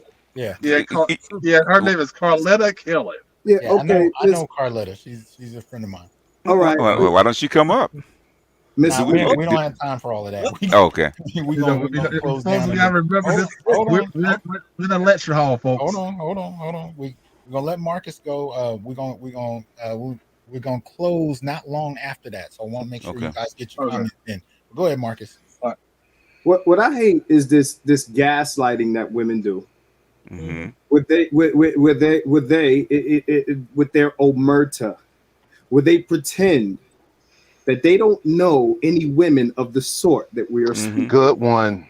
Mm-hmm. Yeah. The standard line. Yeah. Okay? The same Good way one. white folks do when they pretend that there's no racism, that they pretend that they don't hear the N-word when they're in spaces that white folks are in, that black folks are not. Mm-hmm. Black women know that when they're in spaces where black women are and black men aren't, they hear this talk. Mm-hmm. They know how black women feel about us. They're in the Facebook groups where black women speak on us. They follow the women on YouTube that call us all types of names, including the bullet bags and all of that stuff. Mm-hmm. Mm-hmm. Black men are not stupid. And I'm looking at my camera because I'm looking at you. Don't insult our intelligence. You know what kind of women we're talking about. You know that they're on every class level. There is this behavior and this ideology and belief is not limited to the wrong women or the ratchet women or those women over there. That's like me saying, oh, I don't know any abusers. I don't know any sex offenders. I don't know any man of this type, right? That you're talking about. These, because I don't know them. They don't do it in front of me. Therefore, you need to watch them and you're around and these things won't happen to you. Oh yeah, watch how you They dress. want, as I often said, they want a rollback of the clock. They want it to be back in the 80s when we didn't say anything. Keep your mouth shut, keep your head down, coach my son's rec league team, and be on first watch. I've been saying this stuff since before the internet. Dr. T already knows I got in trouble in high school for saying stuff like this. The men on this panel are not stupid enough to fall for the Jedi mind trick. All right? So get out of here with that, man. You know it. We know it. So let's not play games. Yeah, and your great grandma knows it too. So stop it. Exactly. It's been passed down. Aunties do too. No, if anybody's has family down south, this is not new. This has been going on since time immemorial. That's Same why all shit. your uncles and aunts got The only difference is that back then you had roles to play, so the roles that you played kept this stuff in check. Once they eliminated all the roles, all hell broke loose. Yeah. But this is why you have such an intense blowback from men, because I've not seen this in my lifetime. I've not. I'm almost 50 years old. I've never seen this widespread a group of men across class, across occupation, across geography that are coming together to say, wait a minute, this shit is going too far. Ready and for the let me tell revolution. you what I've been through. It's too, and so to have people come in and say, well, that's just, you're just tripping. That's your individual experience. It's gotten way too big for that. Way too big. There's too many men. It's not funny anymore. All of a sudden, it's not funny anymore. Hold on. There's too many men that have come forward with the same story for it to be a damn coincidence. That's what I'm saying. Well, go ahead. What was your point? I'm just saying this has gotten to the point it's not cute anymore. I mean, this was like ha and he 25, 30 years ago, but now it's to the point where we're sharing information and the real blowback is the younger generations are saying, no, I'm saying no to this, like Hamilton should have did in that musical. I'm saying no to this. I am not going to be your cocky serve. I'm not going to be helping you raise your 4 kids by 3 different men while those other men skate. I'm not going to be that guy that's ignorance is bliss with me, like my fathers or my grandfathers may have done back in the 80s and the 90s. I'm not doing that. I'm not going to wait until you're done with Pookie, Ray, Hambone, Junebug, and Lil Smoke. And then when you're walled out and stalled out, you come to me wanting me to bail you out and have you have me as a retirement plan. Those days are over. And they're finding that out in the most sobering ways imaginable. You have folks talk about the growing amount of women who are homeless now, who are in trouble, who are financially in trouble in their 50s and beyond, because that backup plan is no longer there. And a lot of these women who are in their 30s and 40s, they see this coming and they want to roll back the clock. They want you to shut up, shut this stuff down, so we can have it the way we wanted it to be way back in the day. We want the same deal, and we're not getting the same deal. You're not playing by the script. Yeah, Exactly. they should never give black men choice, and that's what's happening right now. Black men have choice. Different cultures, different races, and different areas of the world. Black men have choice, and women don't know how to handle it. They don't. Yeah. Not only that, In a but nutshell. I had an experience. Marcus, man, Sorry. go ahead. I'm sorry. Go Yeah, ahead. I had experience just recently. Well, not recently, but a few years back. Oh wow.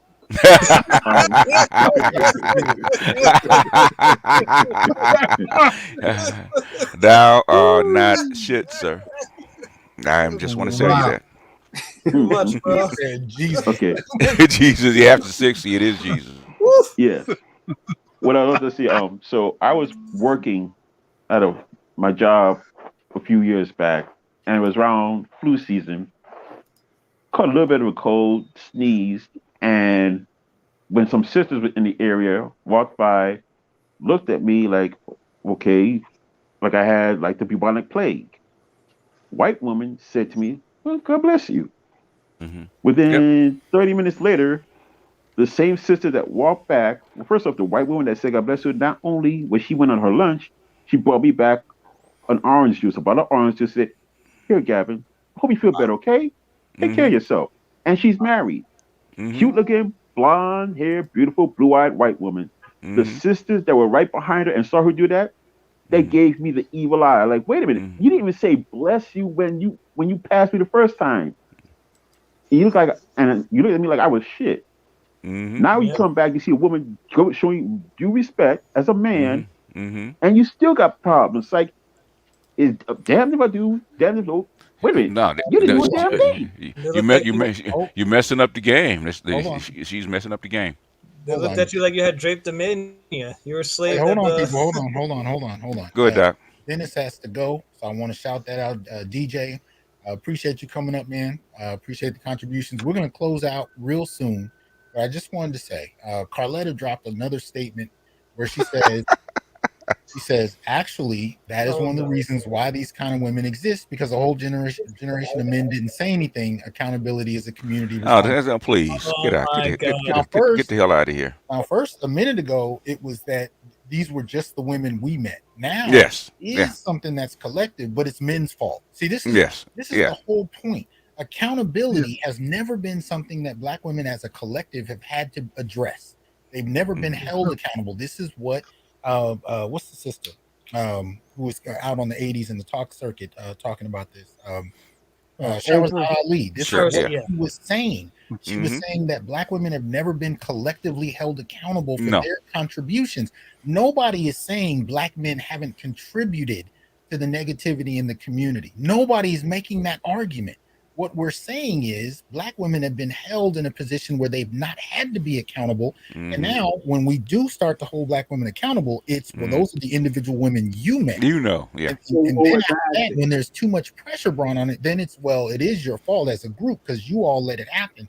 No, these issues we're talking about are tied into systemic resources. This has been conditioned over generations. This is Hmm. not accidental, it's not arbitrary, and it's not a product of individual men's weakness.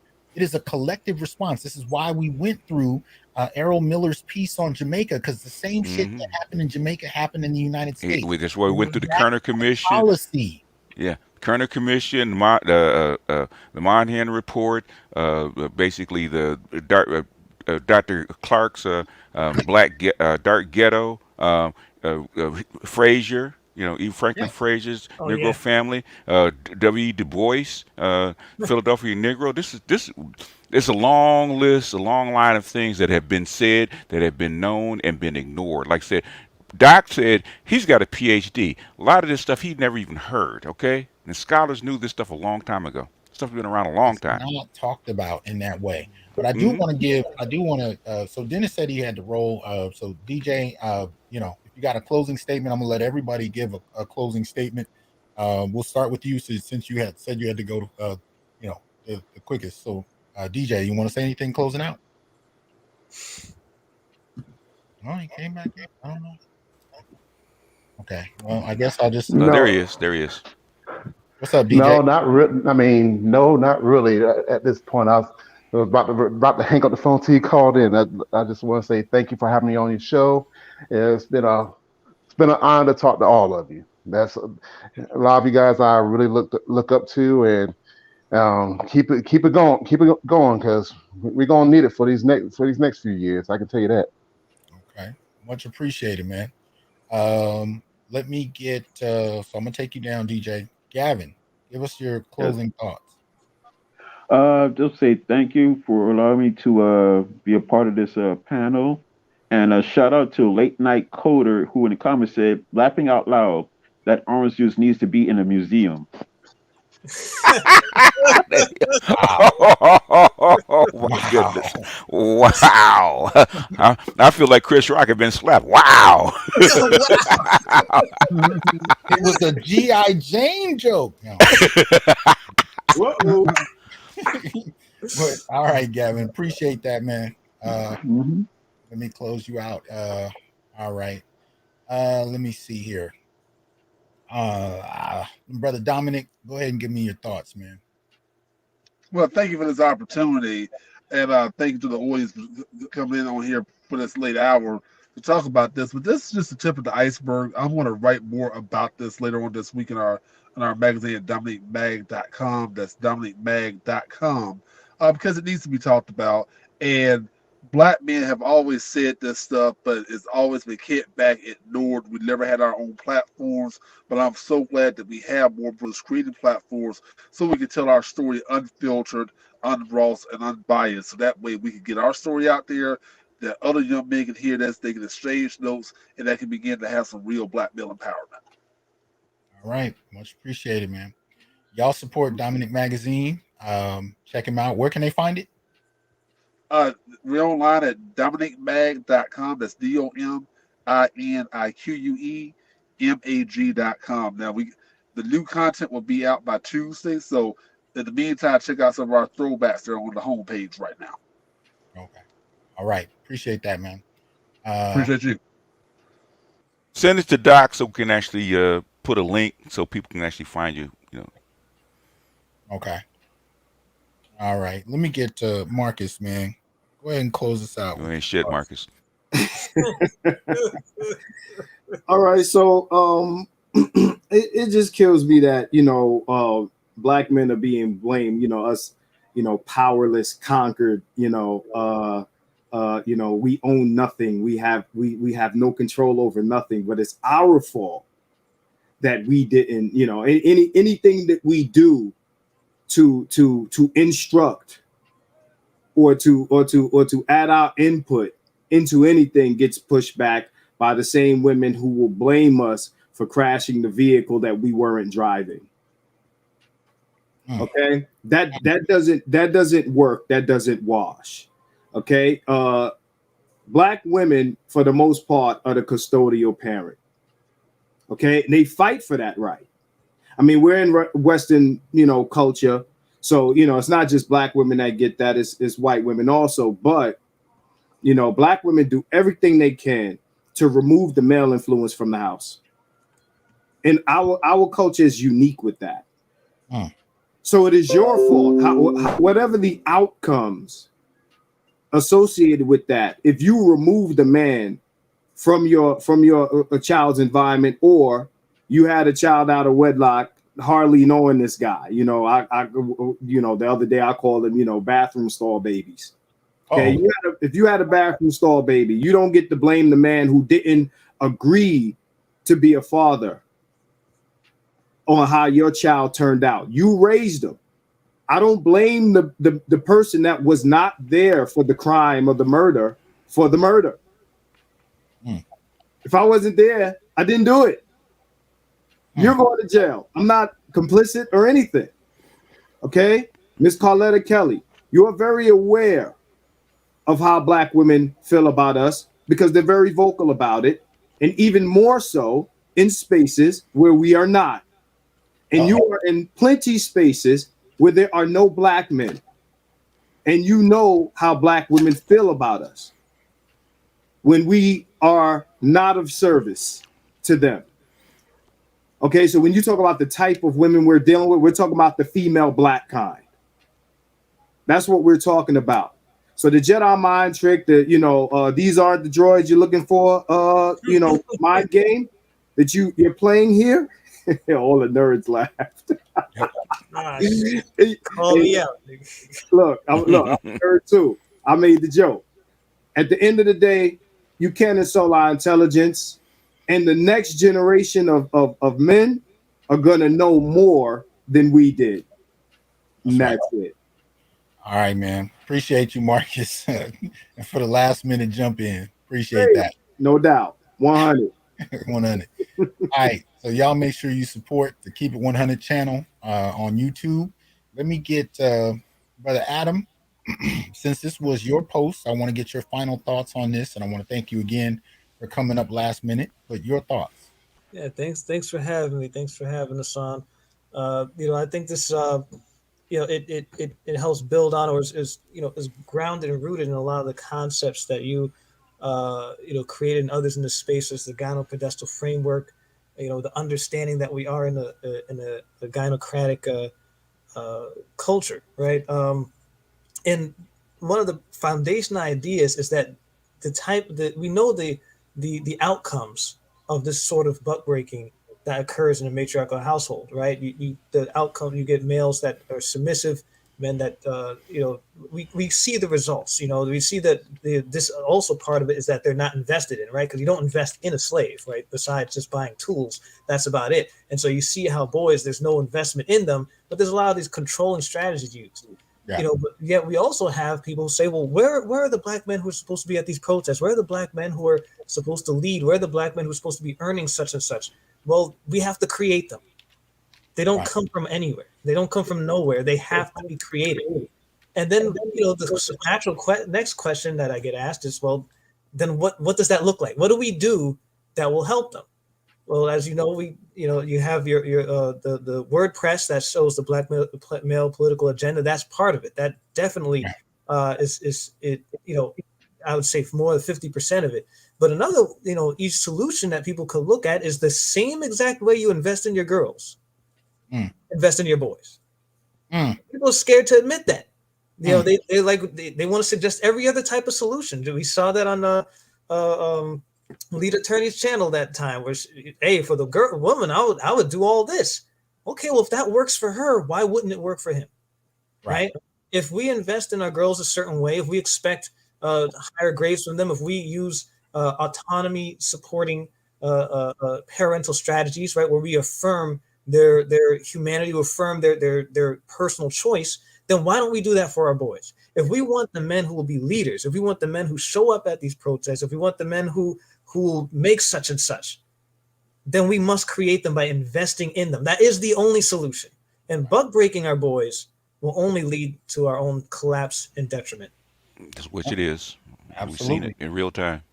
Look at the numbers. Since they started giving black women the same welfare as white women in 1961, it was obvious, an obvious collapse in the black community. The numbers reflect that.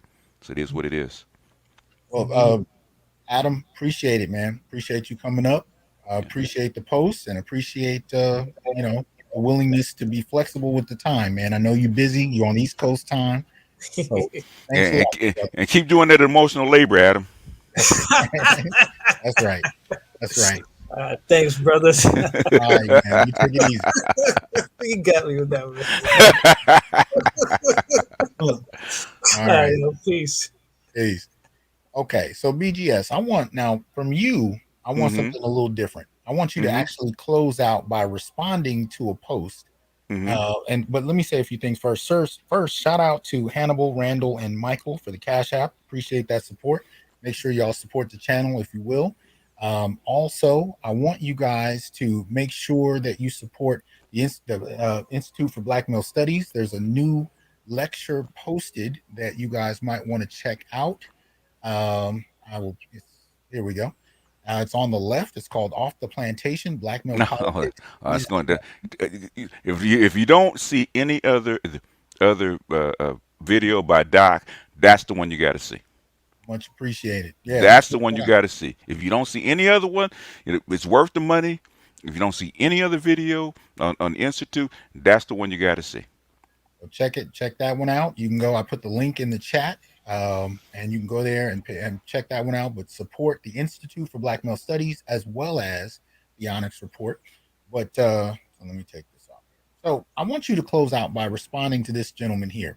Okay. It says Waite isn't being saddled mostly alone with a 21-year receipt, a child, somewhat a form of being held accountable. That's what he was saying, accountable. We were talking about Black women not being held accountable the way Black men are. But what are your thoughts? Okay, if accountability, it used to be accountability is that you didn't get any help, okay? Accountability for women that had women, especially children out of wedlock, used to be a starvation, and you find a man actually depend upon, right? Accountability, they've taken away accountability because the state has become the stepdaddy, okay?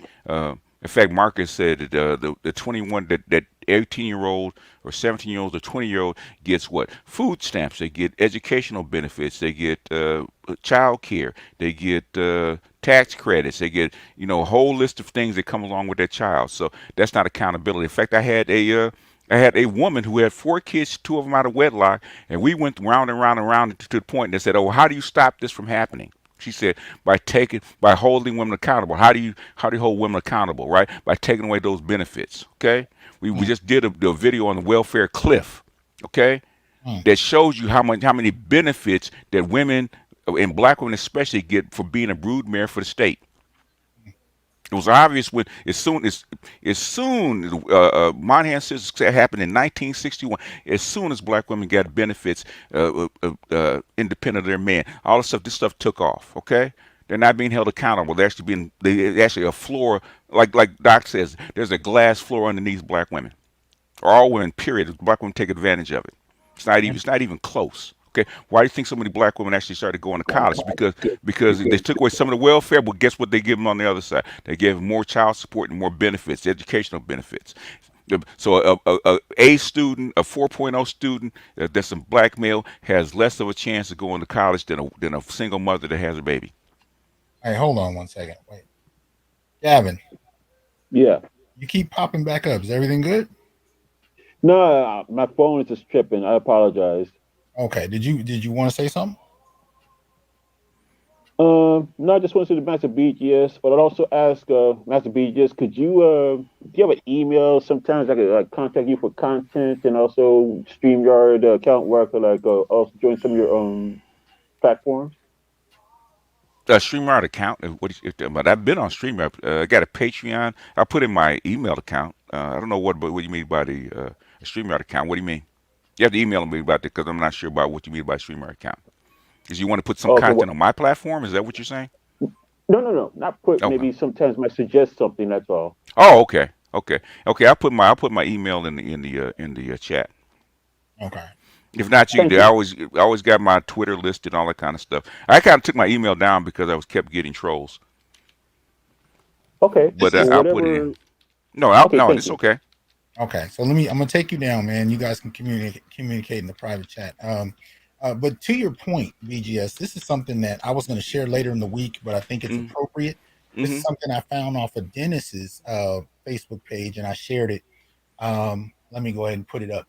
And this actually really it explains the dynamic in a very interesting way. So yes, it's a post. I think I changed the side. And so Jewel Johnson is writing, put some daddies in a full-time mother position, bet he'll fold. And then the response from Casey is, make sure he gets Section 8, cash aid, food stamps, WIC, 10 tax credits, stimulus checks, SSI, child support, transportation allotments, clothing allowance, diaper allowance, free phone, discounted utility bills, free child care, free college tuition, financial aid, and college grants, free medical insurance, and free gender-based mental health support regarding, say, female domestic violence, male postpartum. Then if he folds after that, you ladies can talk. That's precisely what you just got through talking about. Those are the kinds of resources that men don't get. So the very culture of how men address problems, how men, deal with life is one without support. There's not even a basis for assuming there'll be support. And yet it's a very different lifestyle on gendered grounds. So this is what produces a lot of the entitlement and a lot of the perspective changes that come about in terms of how men and women navigate. Yes. Yeah. What's up, Precisely. Angry Man, and watching from the clouds? Shout out to you, good brother. Appreciate the support. But this is precisely what we got to look at, because I think the only reason I'm really posting this right here is I have not seen somebody list this out, even though it's a kind of a joke, it's a get back. I've not seen anyone list it out like this. And when you see it listed out, it smacks you in the face. That is, if you have any kind of conscience. But anyway, but any thoughts about this before we close? Yeah, and when black women have been doing that kind of cost benefit analysis, man, since 1961. What is the benefit of keeping a man around, keeping a father in the life versus what I can actually get for the state? Who's the better man? Is it either the black man or the state? Because the state, as long as I adhere to the code, they want to interfere with my life. I have to keep a man around, I have to give him sex, all kind of stuff, right? Well, I don't have to do that with the state. So they made a conscious choice. They've been making a conscious choice since 1961. Like I said, 90% of I think the out of wedlock rate in 1950 was 8%. Okay, they started giving black women some welfare. It rose to 20 some. It rose to like I think it was like less than 20% in 1961. As soon as they give them welfare, that stuff started shooting up. 25% by 1965. Basically, was it 40% by 1970? Okay, it was 60% by the 1980s, and it peaked out at 72% in the 1990s until Bill Clinton stepped in and started cutting that stuff.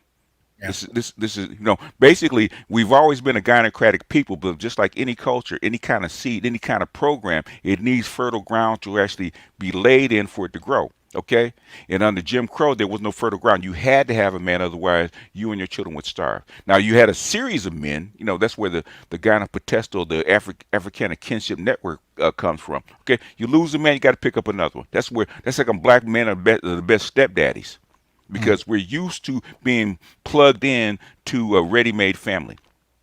We're used to that. Okay, that's been our culture since the slave plantation. We're actually very used to that. But the thing is, once they didn't need that insert man here, guess what happened? It's not even close. Yeah, absolutely.